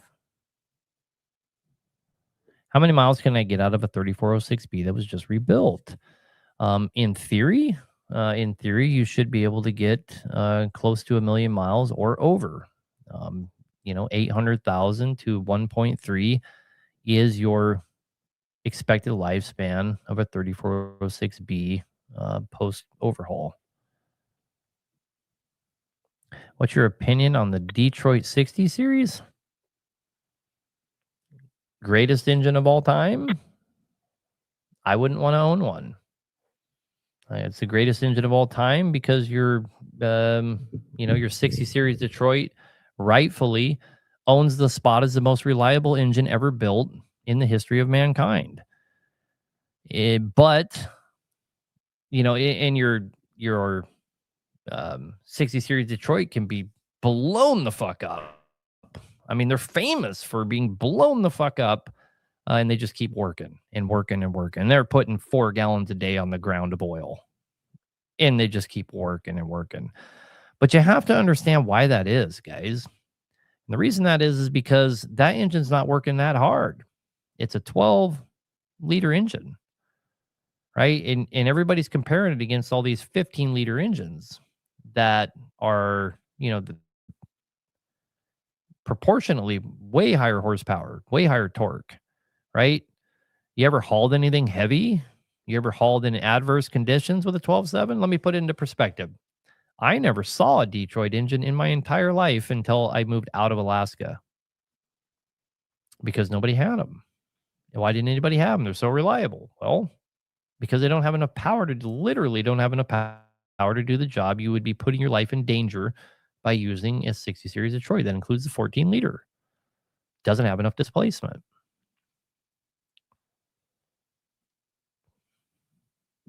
I don't want to drive one.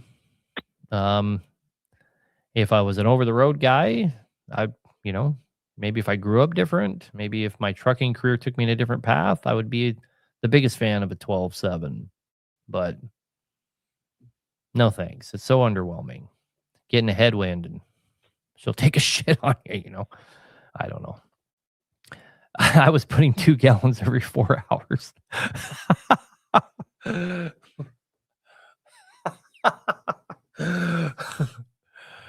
Oh my God. Some of the stuff you guys say. My dad had one hauling train to the shipyard. Yep. My cat is losing oil out of the blow-by and only has 40,000 miles on it. 2WS. So first of all,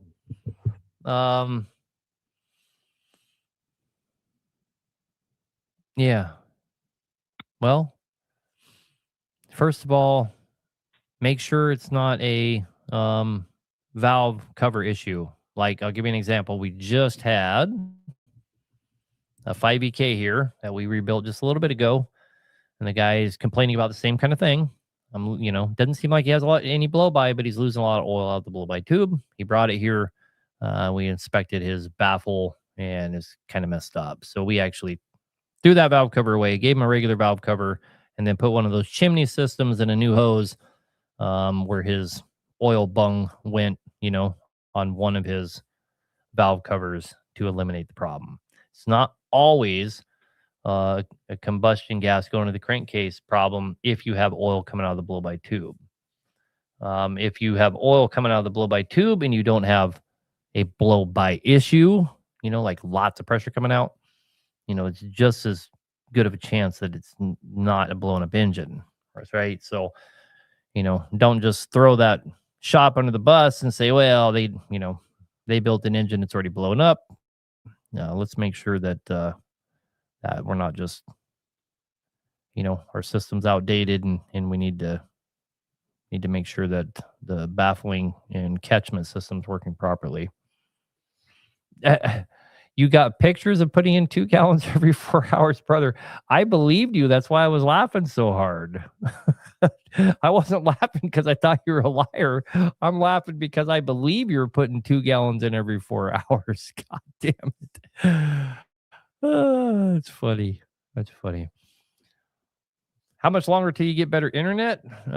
Sometime in the first week of February. We'll move all this over to the other shop. We have to get internet in there first. We don't get to go in and take over until the first week of February.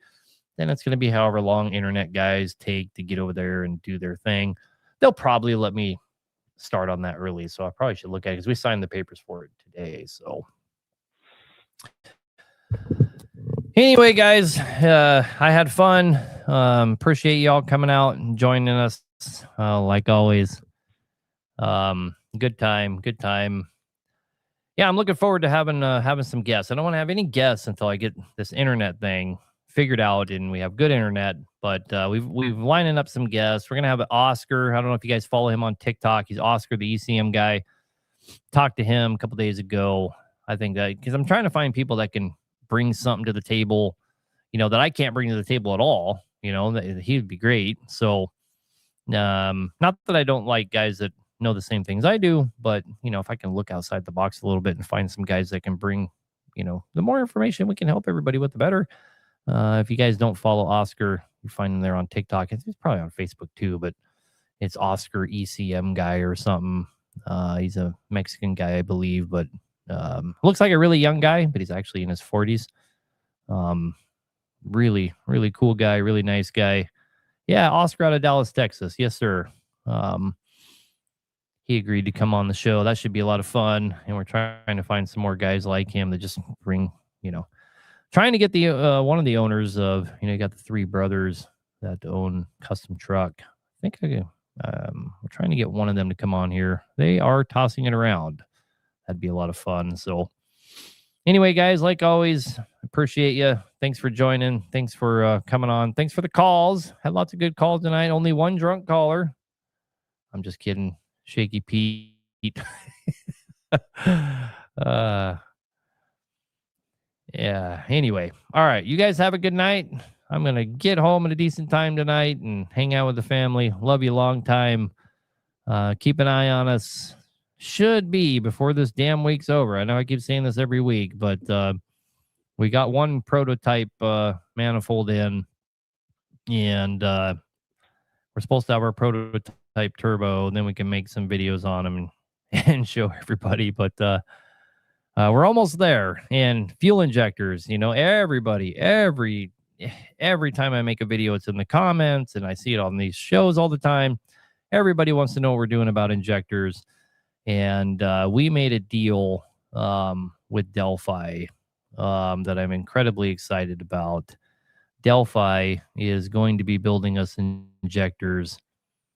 So, and we are just days away from them getting us our own injectors. They sent me over a bunch of data sheets today that I looked over on what they're willing to do to an injector for this line. And what the warranty would look like on all that. And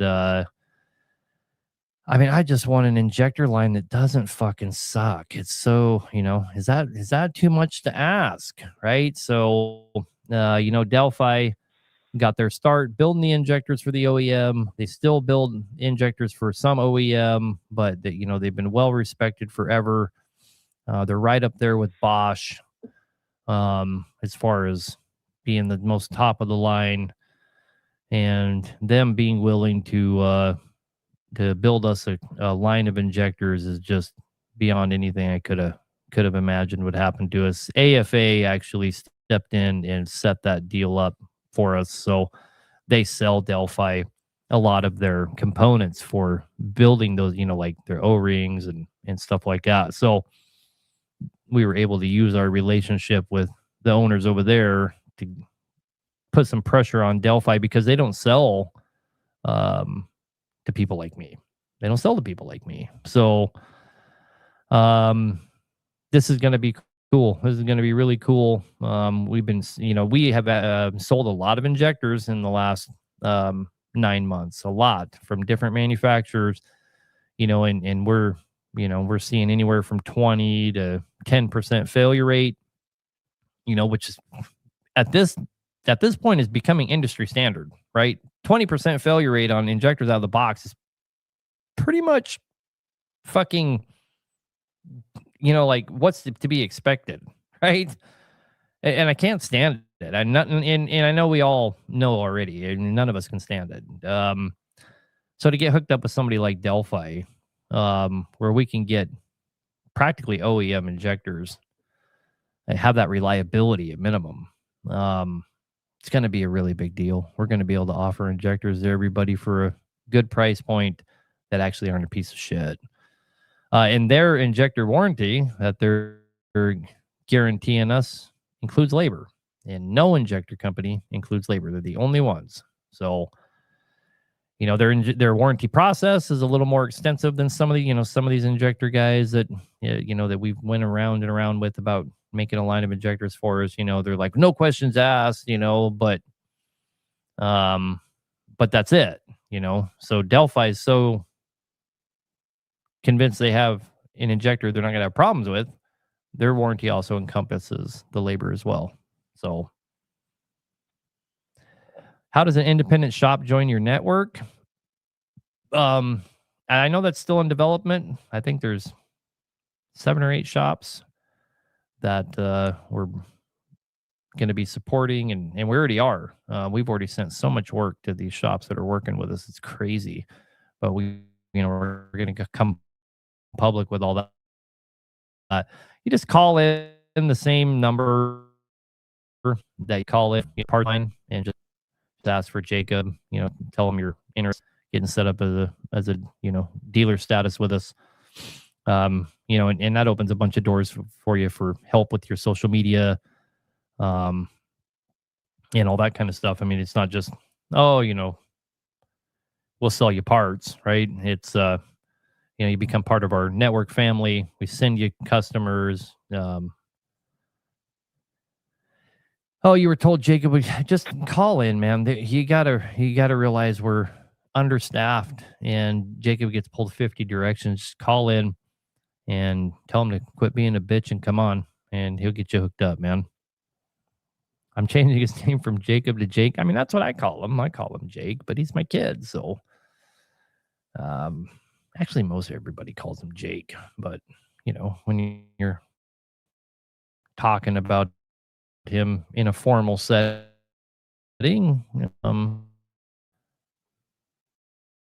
you say his full name.